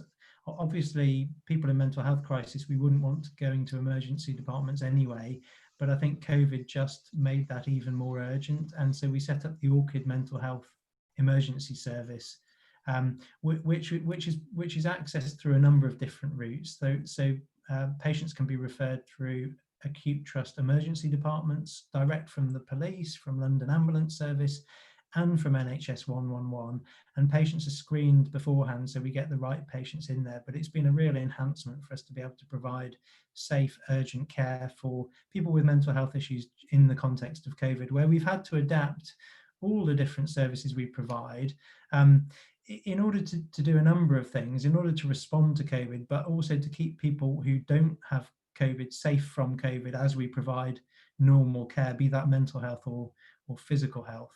And this is a really good example of how we've continued to provide safe services in the context of COVID. You'll see that in the bullet points as well, it talks about us having switched quite a bit of contact with patients from face-to-face to digital contact. However, particularly in mental health, there are patients who really still need to be seen face-to-face. So we've been able to continue to do that where it's needed in a safe and secure way, because we've been able to shift some of the other contacts into digital contacts. So next slide. Just to flag up, I guess this is a good example of where the South West London Health and Care Partnership has really come together. So on the 20th of July, South West London St George's Mental Health Trust and the Health and Care Partnership hosted together a mental health crisis summit, specifically focused on COVID-19. So there were over 300 registered attendees there, particularly including expert panels which had people with lived experiences on them, but a range of different partners involved in that summit. And the focus areas for the 4 breakout sessions were the impact on Black, Asian and minority ethnic communities, children and young people, community resilience and the economy. The issues were described and explored by experts by experience and local healthcare leaders. And there's a number of actions that have come out of the conference that are set out on the following slide. And also South West London and St George's have set out a 12-month targeted programme of prevention to tackle the impact that COVID-19 may have on the mental well-being of our communities. I think there's two key ways that COVID-19 can impact on mental health. One is it has sometimes meant that people with significant mental health issues have not always sought to access the care that they should, and we're dealing with the consequences of that. But also the impact of social isolation and the fear that has arisen in relation to COVID, and some of the other issues that have arisen because of what's happened from COVID. It will have caused mental health issues both in our communities but also in our staff, and we're doing a huge amount of work looking at that at the moment. So next slide. This just summarises the actions taken forward from the summit. I don't know if you want me to go through them line by line, or whether I can just leave that with you. Would you like me to talk that through, Councillor Shaver? I think if you've got some highlights that you can pick out from them would be good. Yeah, sure. So I guess there's those five key highlights really. So first of all is to create a mental health prevention task force. The second one is developing a programme focused on mental health community capacity building across South West London. The third action is developing and promoting free COVID-19 digital mental wellbeing courses for all residents, and that's through the Recovery College. Work to track the levels of psychological distress and their impact on our communities as a result of COVID-19. And then there was agreement to host a follow-up mental health summit in autumn to report back on progress. So that was really encouraging that was co-created with all the partners in the room, including people with experience of mental health issues themselves. So thank you very much. Mental health. Thank you, Dr. Moe. I do have a couple of questions. I'm just going to turn to Councillor Fitzsimons first, if you could ask your question. Thank you. Thank you. I suppose there's my questions are, one is about the information we heard about the mental health response, and I was sort of checking my emails to see whether because in Croydon we sort of straddle both South East and South West London in terms of mental health, and we got an invite to the SLAM similar event, but I couldn't see anything getting an invite to the St George's or South West London, and we don't receive mental health services from St George's Mental Health Trust, or not too many of them, so I do have a query about how applicable this is for all of us, and there are governance issues there about who gets invited to certain mental health events and others. So I don't want an explanation about who, you know, I'm not looking for a formal response from that. So there's quite a lot of positive stuff in there, and I have to say I think quite a number of them sort of replicates what South London and Maudsley were saying at their event, and what people were looking for, and in particular the impact of COVID-19 on young people, and in a sense trying to get services back up and running for vulnerable young people that were closed in the early days. So I welcome all those issues and some of the emergency services. But in terms of governance arrangements, which this seems to imply, I just think there are lessons for this committee about whether we are at risk of just becoming a receiver of reports and not co-creators of a work programme. And so again, for the committee, my view is that it's good to get updates from South West London on things, but I do think we should have some more say over what items come to this. And I circulated in a paper from the National Confederation and the Centre for Public Scrutiny, which had 10 principles in there. And I do think we need to have a regard, once this meeting is over, about in terms of any governance formal arrangements that have been set out there, that creation of a work programme is one of the most important parts Scrutiny does. And I do think we need to think strategically and what our priorities are. Again, those things cannot be done in a formal meeting. So I'd like whether the committee at the end of this item, when we do our reflections, is to think about the governance structures have been explained to us in South West London, but how do we influence that, and how do we co-create a work programme that improves the health outcomes of the residents of South West London? Thank you, Councillor Fitzsimons. I wondered if you could respond to that, and then I might add a little something on afterwards, actually, before I go on to the next question. Thanks. So I guess there were two parts to that. One was the issue around mental health services for Croydon. So of course, adult mental health services in Croydon are provided by South London and Maudsley, as are some of the children and young people's mental health services. So so there is a different arrangement for Croydon on that, and South West London and St George's covers the other 5 boroughs in South West London. I guess on the issue of children and young people's mental health, we have a situation where there are a number of different providers across South West London. So that's why it's been quite helpful for us to coordinate our oversight of that and the commissioning of that across South West London, because we've worked with a lot of partners, including South London and Maudsley and Croydon, but also off the record in Croydon, who've been the main provider into schools there. So we are able to work with multiple different providers. I guess the issue of the conference was just that it happened to have been coordinated and organised by South West London and St George's Mental Health Trust. On the issue of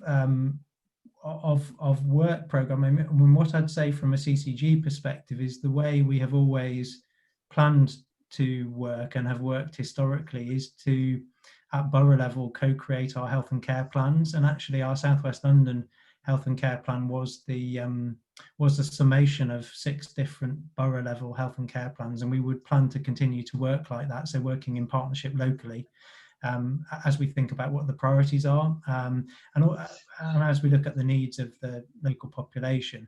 But in terms of how you organise your work here as a committee and how you organise the committee, obviously that's not for me to comment on, so it's probably best for me to pass that back. Thank you, Dr. Murray. I think before I go to Councillor Stranagh, I think it's important to say that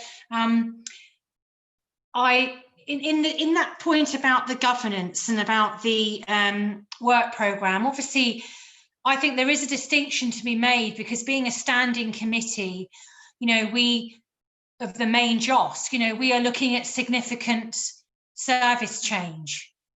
And so if you're looking at strategically and priorities, I think, yes, I can see that there is a need to look at, say, future ways of working in the health and care sector. Say, just for an example, you're looking at local health and care plans and how they're implemented at local level, at place level.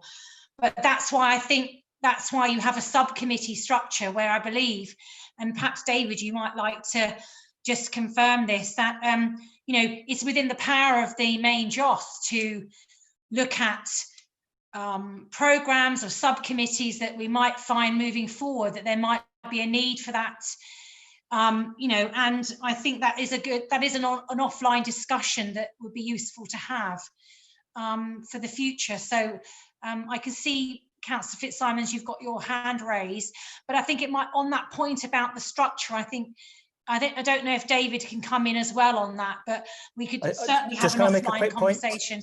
Yeah, absolutely. Okay. So yes, and I think this is, and I think we've sort of identified what the issue is, that in South West London, historically, and I'm not casting aspersion on any officers supporting this committee, but there's always been a sort of a push that if the CCG or the borough at a local level has made a commitment, in a sense, Scrutiny hasn't ever really designed its own work schedule. And I go back to the recommendation of the 10 points. The second one is work in partnership to co-design the scrutiny schedule, which is different from the priorities that the health and wellbeing boards or the care boards set at a local level, and pushing it back and saying that's a discussion for the committee. I was seeking a commitment from South West London that they are willing to work to co-design a scrutiny schedule for the next year, which would take into account the priorities of the 6 boroughs and the South West London Regional, but also take into account the views of the committee members, because there's obviously so much to do. We have to make choices between what subjects we look at, and at the moment I don't think we're getting much choice over subject. And to me, to make a scrutiny committee worthwhile, you need members who are engaged. And so I'm hopefully that not just from the committee, are also looking from South West London that they're willing to help co-design our work schedule. So I think that, can I just say, I do think though that is, I think that is part of the standing order arrangement of the main JOSC, that we're looking at, we are a standing committee. So, you know, officers have mentioned before about, you know, that is the main function of the main JOSC as a standing committee, that we come together when there's a significant change. But I mean, I take on board your comments, Councillor Fitzsimons, but I do think it needs to be an offline conversation that we have with officers, because this is about how we are managing work streams, and also, you know, work plan, that obviously at place level, each individual HOP, or whichever, how you want to call your scrutiny committees, you'll have your own work plans at place level, and you have obviously that strategic input from the your own health and wellbeing board. So for me, I think it's definitely a conversation, you know, a conversation that I'd like to have with all members. But if we can take it off, I'd just like to put it on record then that my understanding is that we're not just about doing major change. Our job is to hold South West London to account for those decisions that they're making, and if we just focus on major change, we are not giving democratic accountability for that the papers state that we have. And I welcome the fact that South West London is one of the leaders in terms of devolving decision making down to the local places. But we heard today that decisions are still being taken at the regional level, and there is it's not possible for us to challenge those at South West London, because we don't hear about things early enough and quick enough to do anything about it. So I just I know absolutely, I absolutely do think that it would be a good idea to have a discussion offline with officers about how we would what you know. I think we all need to input into the discussion. I think at this stage, we need to get some guidance from officers about how that's structured. I think in terms of our remit and the standing orders are all part of that discussion, I think. So I think, Sarah, you wanted to come in at this stage. All I was going to say is we're very happy to work with you. All of the items on the agenda today were requested by the JOSC of us, and we have come along with the items. We did, you know, this was your request to us to what to bring, and so we are happy to work with you, and you will obviously decide the best way you want to work, but we're happy to work with you. Thank you very much. I think Councillor Strannock, you wanted to come in with a question. I think if I can, yes, it's going back to you. Thanks. Going back to the presentation a bit, really.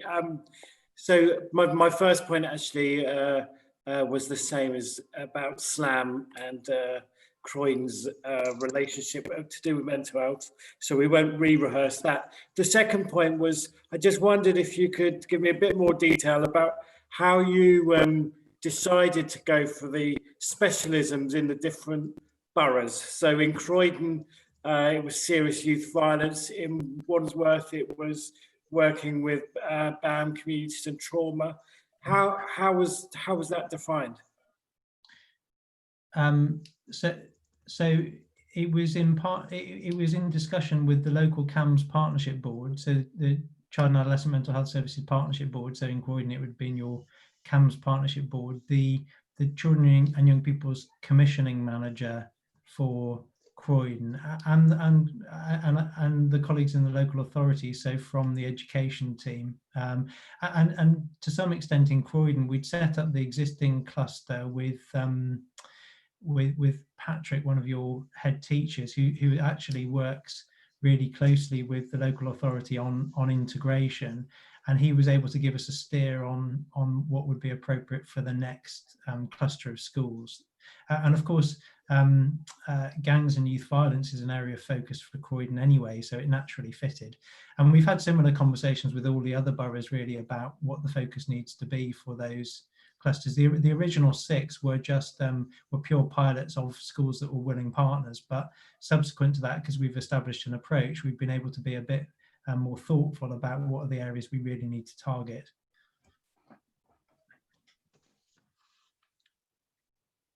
Councillor Stranick, would you like to come back, or has that answered your question for you? No, that's fine. I just wonder whether there needs to be a slightly more, going forward with extra funding, whether there needs to be a slightly more strategic approach to that. I agree with that. Don't get me wrong, I'm not disagreeing with the subjects you've chosen, but if it's sort of, it sounded a bit ad hoc about how it's worked in different areas. Can I just come back on that? I mean, I guess it reflects our approach, which is trying to be sensitive to the diverse boroughs that we work with, where we're trying to respond to needs identified by the borough teams themselves. So we are allowing although we've got a standardised approach, we're allowing variation tailored to the diverse needs of the local population. So it's very much in keeping with the principles that we set out when we decided to move to a single South West London approach. Thank you, Dr. Murray. I've just got a quick question of my own, actually. I mean, we in terms of what, in terms of looking at, in terms of the mental health, you mentioned about the tracking the levels of psychological distress and the impact on our communities as a result of COVID-19. I was just interested to know if there was sort of a South West London, what would you call it, a dashboard or something that you could, as councillors, that we could access that would give us any indication of whereabouts across, not only just in our own boroughs, but just a South West London picture of what types of mental health issues are surfacing as a result of COVID. That would be, I think that would be very interesting. Is that something that is that you're able to do, or is it? So I think what we can do in terms of mental health is on a borough by borough basis, give an indication of what the current presentations are and what the current prevalence of different mental health issues are. In terms of tracking the psychological distress related to COVID, that's an aspiration. So how we do that needs to be worked through. In terms of data relating to COVID, we have been working with the directors of public health and the external organisation that supports us as a commission support units in LCSU on gathering data from GP practices, from 111 and from acute trusts on the instance of COVID. And because we've been able to match that to GP data, we're able to break that down by and match it to individual patients and look at it on the basis of deprivation, comorbidities, so coexisting long-term conditions, and we can give a picture by low super output area of what the prevalence of COVID has been, but also what some of the outcomes have been for those groups. And the picture that's emerged quite clearly actually there's a really clear link between outcomes from COVID, so hospital admissions and mortality from COVID, and the prevalence of long-term conditions like diabetes. So I know I'm kind of steering away from mental health, but what we'd like to do is use that sort of dashboard approach for a much bigger array of conditions, not just the ones we've managed to look at so far. Thank you, Dr. Murray. I think Councillor Ambash, you'd like to ask a question. Thanks. Yeah. It's about the children's and adolescent mental health presentation. My question really is about this consistency of offer across South West London, Dr. Murray, that you talked about. And there's a bit of a conundrum in the how the South West London works, because you said each borough can do what it wants to do, but we try and have some consistency. So I'm a great fan of what we're doing in Wandsworth, and Jackie Valens in the video, which I commend to everyone, who's the principal of Southfields, talked about her cluster of working with primary schools and the Southfields Academy. And the whole school approach is, I'm a great fan of that. But we've only got 2 trailblazers in Wandsworth. We only got money for 2 clusters, and I think it may be developing into 3. So there are whole parts of Wandsworth where schools don't have the same level of whether it's psychologists or counsellors or support to teachers, because they're not in part of a cluster. So are we doing some research to find out whether children's mental health in those schools is not doing as well, and how we bring up the standard of service, because the trailblazers in Wandsworth don't cover the whole of Wandsworth. And I wonder if this is reflected in other boroughs where some initiatives don't cover the whole borough or cover the whole population. How do we evaluate and bring up the standard of services where we haven't got extra resources? So the aspiration is for every child and young person in South West London to be able to benefit from this programme, and for it to cover every school. Currently, we're managing to cover about 50% of children and young people across South West London, but obviously that was from a standing start, effectively. I think there's a couple of points to make. One is the reason we've been able to access external funding to support this is because it's part of a national pilot. So therefore, by definition, we are piloting the approach for the national team, and we're having to do that on the basis of the waves of funding that come to us to do that. So we're expanding as quickly as we can based on the funding. We've been a bit creative as well. So where boroughs already had children's wellbeing practitioners, we've reorientated them and used them to create new clusters without additional external funding. But I think the most important point to make is the way we picked the initial 6 clusters is it was those schools who really wanted to work with us and who expressed an interest in doing so. And this programme is only effective if the school really buys into the approach. We can put teams in the schools, but unless the school is committed to doing something different about the emotional well-being of their young people and is willing to put their own time and resource into making this effective, it won't work. And so what we wanted to do was start with schools that were willing partners, build evidence that it's effective, but also build local stories and momentum so that all schools do see the benefit of this and want to work with us. So as they develop a willingness to do so and the funding becomes available, we can in a really thoughtful way expand it. So does that answer your question? I mean, if we can prove this is effective, and we are working with research partners to look at the outcome, then I think it will be very easy to build a business case for the whole of South West London to invest in this. But also, I think then the national team will have to find the funding to do it across the whole country. I hope there'll be some follow-up for the areas that haven't benefited. And I know, because I represent a ward that doesn't have a cluster, all the head teachers I talk to would be very, very keen to be involved. But I understand you started with the keenness first, but I think all schools are prepared to work, particularly after COVID. I think something's changed in terms of people's perception and willingness to work on mental health issues?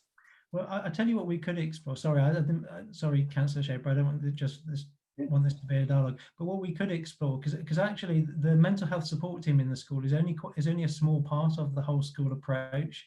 And actually what we found from working with head teachers is one of the most effective things about the programme has been the support that teachers are able to give each other across schools in their cluster, and the shared learning and best practice that they've been able to develop in a cluster setting. And actually the mental health training for teachers and the resource that we've been able to put in is really low cost, and there's no reason we couldn't expand that more broadly, outside of schools that into which we're able to put mental health support teams. So we could explore that. I think what the mental health support team brings is experts in the school as a point of reference, and obviously it provides a much enhanced offer for young people who really are experiencing mental health difficulties. Thank you very much, Dr. Murray, for that bit of presentation. I think I haven't got any further questions on this section, but I think as time is getting fairly late, I'm going to move on to the next item, which I believe, Sarah, you're presenting about the South West London response to COVID-19. Yes, if we can put the slides up, that would be very helpful. Thank you. I know we haven't got much time left, and I do recognise that this is actually really important, and so I am going to have to skip through some of this, but you have seen all of the slides.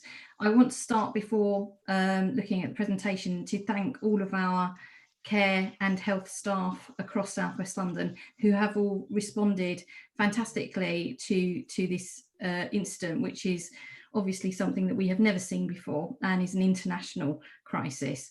What I would also say is that at no point were we not able in South West London to support our local populations through the health service and the care service. So I just think that's a really important message to all, and I'm sure that will continue as we go through this ongoing crisis. But what I'm going to talk to you about today is the South West London response and what we did within a South West London kind of coordination function. So obviously we were in a level 4 incident in the NHS, and we are still in a level 4 incident, just so you're aware. Even though the country has changed its level, the NHS is still in a level 4 incident. We set up an incident control room at South West London level, where we worked with all of the NHS and also had links into the local authorities where they were leading the local response. We're obviously in a command and control, and we are still in a command and control position within the NHS. But what we have been doing is coordinating the local South West London response to what we have to do across South West London, as well as linking into London and the national team around how we deliver our response. If we can go to the next slide.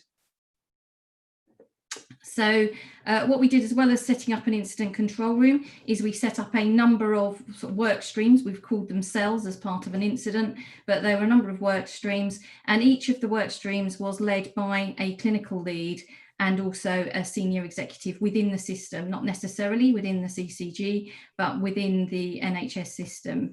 If we go down to the next slide. What we've got here in the next couple of slides is a bit more detail about each of those cells, and Andrew led the clinical cell, which had oversight of all of the clinical work that we did within South West London, and brought together clinicians from across the system to look at what we were doing and ensure that what we were doing were the right things and ensure that what we were doing was safe. As you can see, we had the community cell that linked in directly with the place. So we had people working with local authorities for all of the out of hospital care and linking back into the South West London NHS response as well. And it worked across with primary care cells and all the other cells, so that we made sure that everything was joined up for anybody that needed a response from South West London. If you go to the next slide, I think one of the important cells for us as we worked across both the NHS and the local authority was around things like supplies. And I know that what we did, even though there was a central route for care homes and for social care via the Department of Health, we actually supplied a kind of opportunity should people get into crisis, where we would supply through the NHS PPE and we also helped to coordinate the testing as well for staff in South West London. So we did a lot of work with the local authorities to make sure that they also from us could get what they needed. So if we just move on. So we have had to make some changes to services, and that's in order that we keep the local population safe.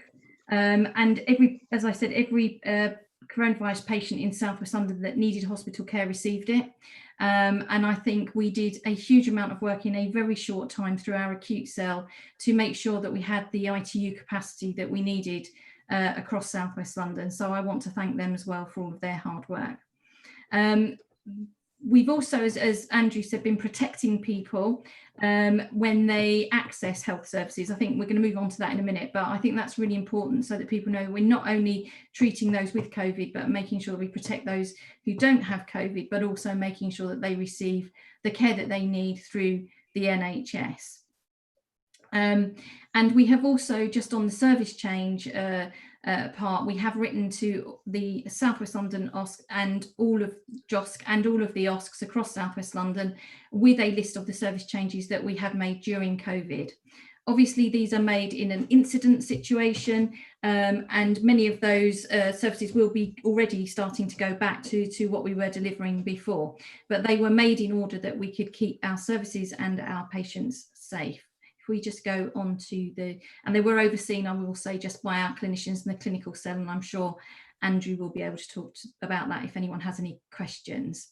So even though the numbers are now reducing, which we know, we are still prepared for another wave should we get one, which, you know, looks like it may be likely, but we just don't know at the moment. But we're also trying to restart some of our services that we had to stop in order that we dealt with COVID. So some of our elective planned care where people need to go in for, you know, an operation that was planned for them. So we're trying to organise that now and trying to get back those people that have had some long waits back into the NHS. In order to do that, we want to make sure they're safe. And that they know that they are safe and they feel confident in the hospital services that or the general practice or primary care services that they are receiving. So we are developing our plan for recovery, and the clinical cell and the clinicians across South West London are overseeing all of that change, both the changes that we initially made, but also the recovery changes that we are making. And we have a board across South West London that oversees all of that change and all of the work programmes. So if we go on to the next slide. Okay, so I've talked about the fact that we're restarting our services, and what we are trying to do at the moment is to clinically prioritise those people that we are bringing back into services. And you will know that we are running a kind of cancer hub in London, and we are doing a good job. I think South West London is one of the highest levels of delivery for getting cancer patients back in and being treated. So we're doing that across a number of specialties, and we are assessing every patient on a clinical basis to make sure that we see people as quickly as possible, particularly where they need urgent treatment. And we're also looking at how we might work together to address things like health inequalities through our borough work, working with the boroughs. We recognise that boroughs have a lead role around inequalities, and we've been working with the collaborative leadership group where the Health and Wellbeing Board chairs are to develop plans where how we will do that, both from an NHS and from a local authority perspective, working with public health and with our local people. Can we go on to the next slide? So as I said, we have looked at what's actually going on locally and at South West London level, and we're trying to listen to what people are telling us.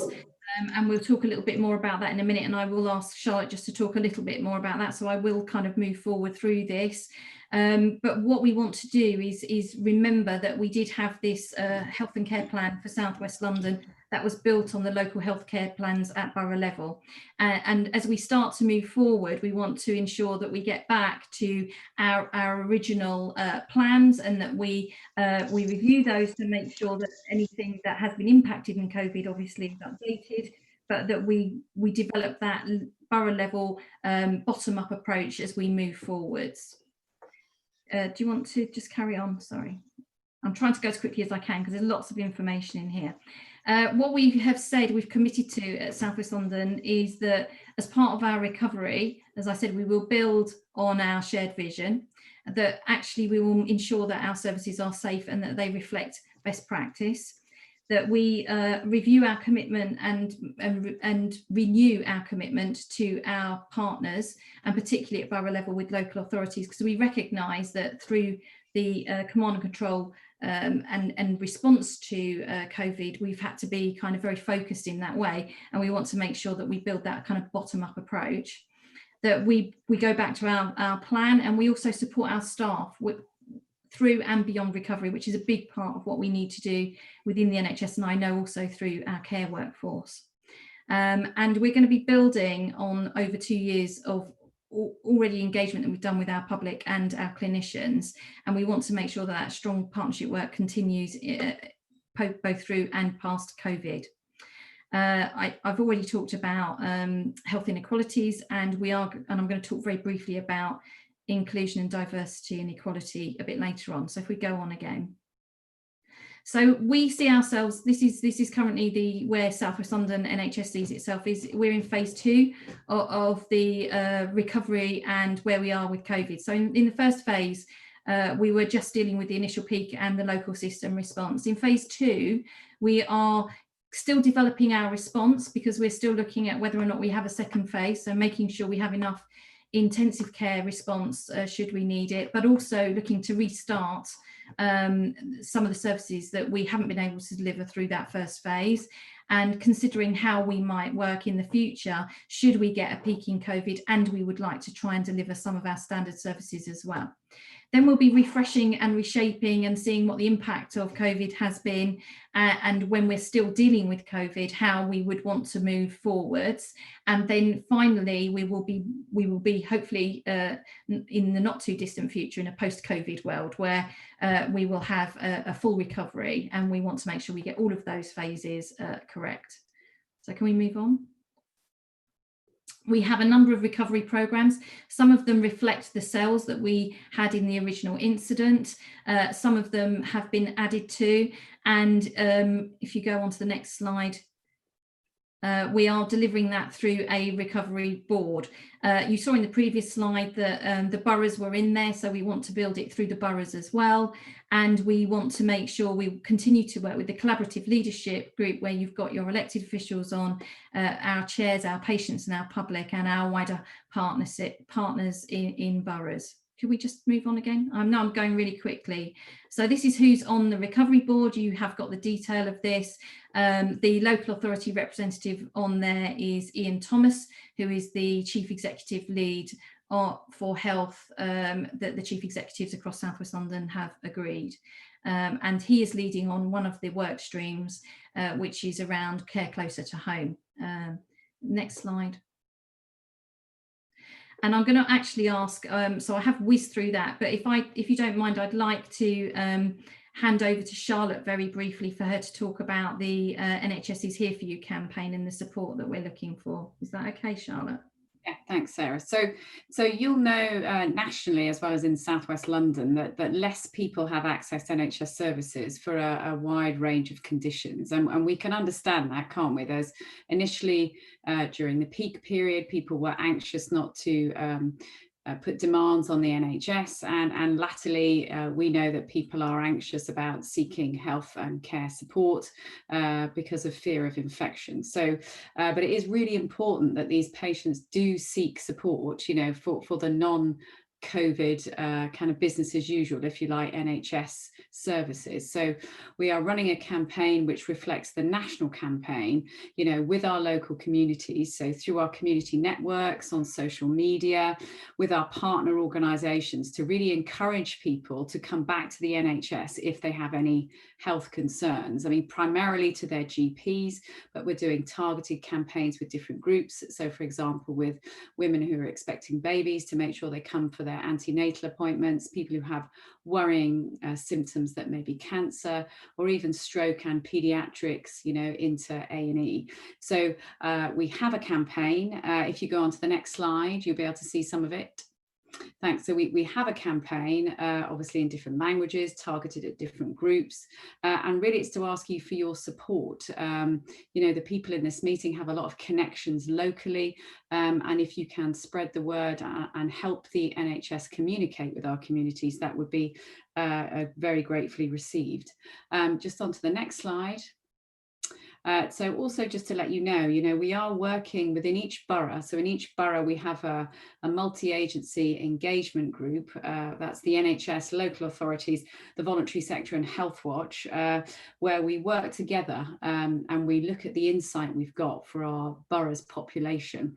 So we are doing a lot of work gathering insight from our kind of citizens and our staff to understand the impact that those service changes have had on people, to understand people's experiences, and really to help us have some insight around getting people back to the NHS to seek treatment. And this is so that, as Sarah says, if there is a second wave or future outbreaks, it will help us plan services going forward. And again, give us insight into how we restart elective services. And I think that was the last slide from me. And then I will just very quickly, if you just move to the last slide on this, which is the last slide. Next one, that's it. And just very quickly, just as children and young people, mental health was our kind of partnership priority, and still is, but we have a new priority now in the equality, diversity and inclusion for the whole of our system. And we are starting now to develop a programme around 3 areas. Some of it is more progressive than others. So we've done a lot of work with our staff already in the NHS. And I know you have in local authorities as well, but we're looking at staff, citizens and the place borough level priorities around reduced health inequalities. And this piece of work is being led by our independent chair, Millie Banerjee, on our behalf, and all of the local authorities, all of the NHS organisations are involved in this. So so I've tried to be as quick as I can to get us through in time. I hope that was okay. Thank you, Sarah, for that. I think I have one question from Councillor Fitzsimons. Over to you. Thank you. Thank you. And I have to say I welcome the information, and I'd just like to put it on record, I'm sure the rest of the committee will agree, that I think the health service across London and maybe across the country rose to a challenge that is unprecedented in our lifetime, but also it was a new challenge, which meant that new ways of working were needed to be brought in. And I certainly appreciated the information sent to me about the changes that South West London undertook. All organisations have wobbles, but I don't think we can criticise the hard work put in by both the medical and the non-medical staff across the system, from the hospitals to community workers. The only issue that I have that I'd like to raise, and it would be of interest, I think, for a future meeting, is the lessons learnt part of what happened. I'm a great believer that people should take a time, as well as sort of always looking forward, just to think to themselves, okay, what didn't went well? And I know that the push in the health service is the sort of, from a non-blame game viewpoint, think, okay, if we had the time again, what would we do different? So I suppose my question is that considering the number of deaths that we had in South West London, and some of them took place in hospitals, some of them took place in home, and some of them took place in care homes, what would we do differently? And how are we going to embed our learning into this recovery plan, so that we can avoid making those issues? I mean, for one of them, discharges from hospital has clearly been flagged up across the country. I don't have the evidence what the role is within South West London, but that's just an example. So how are we going will there be a lessons learnt document being created, and how will that be influencing how we go forward?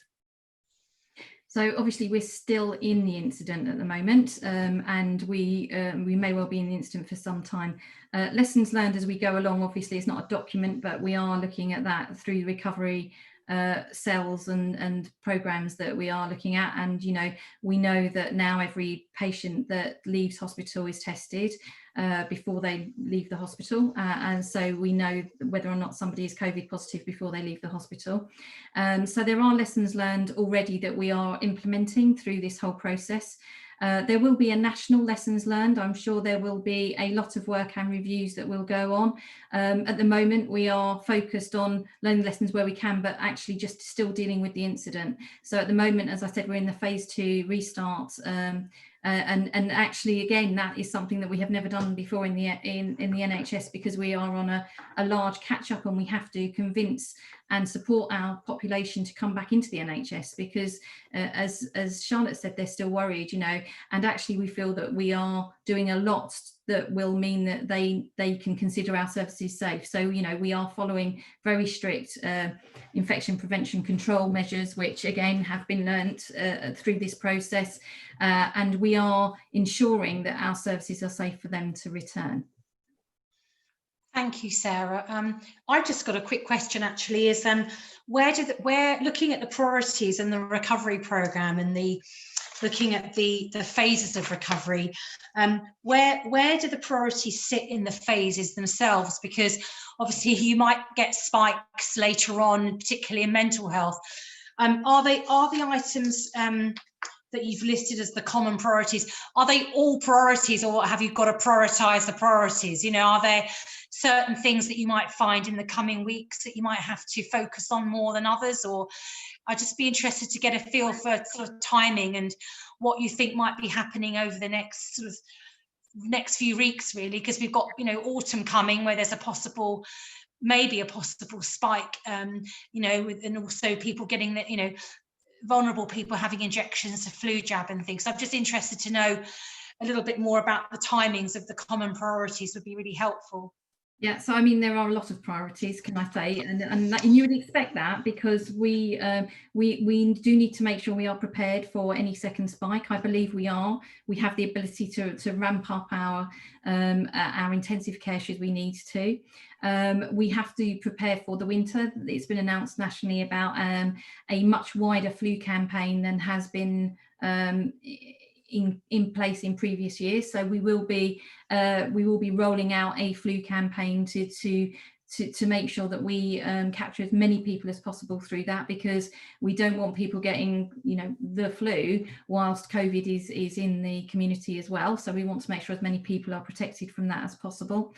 Mental health, we are seeing at the moment, as we start to open up, that mental health services are now increasing their demand, so we are now dealing with that. That's one of the big ones, but we are focused in those areas, you know, primary care and how we support primary care in a different way to work differently now, as they have done fantastically over this COVID period and into the future. So they are all priorities. What I would say is that the focus is really at the moment on delivery, and that has to be our focus in the NHS at the moment. So less so maybe on development of strategic plans, much more on we have a delivery to do over a period over the next 6 to 12 months, and we need to make sure that the NHS is ready and able to deal with anything that might happen in that period.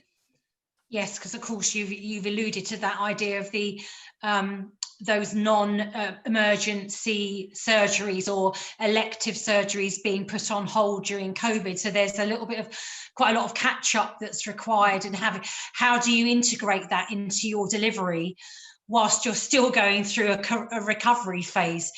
So that in itself must be a huge challenge. So it is a challenge, but what we are trying to do is to increase activity while we can, you know, so whilst we haven't got COVID in the system, this is why we need to bring people in quickly now to to be able to operate on them and for them to get the procedures that they need.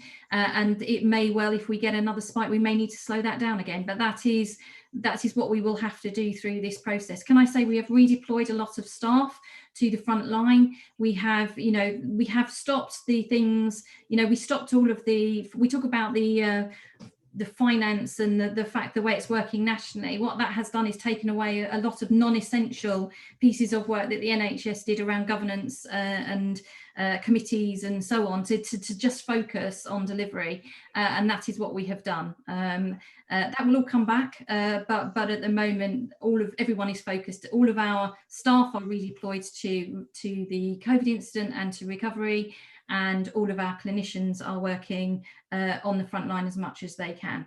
So I'm sure Andrew would be able to support that. Thank you, Sarah. I haven't had any further questions in the chat box. I'm just checking there aren't any further questions at this stage. I know it's rather late, so I would like to say if that concludes that item and there are no further questions, I just want to move on to item 6, which is dates of meetings. I'm just asking the committees to approve the following proposed dates of meetings with a 7 p.m. start. Wednesday the 11th of November, Wednesday the 17th of February 21, and Wednesday the 16th of June 2021. Would it be just at this stage easy just to show of hands if you're all in approval of that? Yeah. Just checking everyone's, yeah. I think that is a unanimous agreement. So that's noted, those dates. And just really in my summing up, I just want to say, obviously we have been over the last few months through a really an unprecedented situation. And as I'm sure you'll all agree as members of this committee that our thoughts are with all those people both in our own local authorities and across South West London who have sadly lost loved ones during this pandemic. And I just wanted to reiterate that our thoughts are with our residents at this time because they've been through a lot, and that's really what I wanted to add at the end of this committee. If there are no other items that are on the agenda, it is now 21:39, so I will officially close this meeting at 21:39, and thank you all for attending, and for those of the public who have listened in.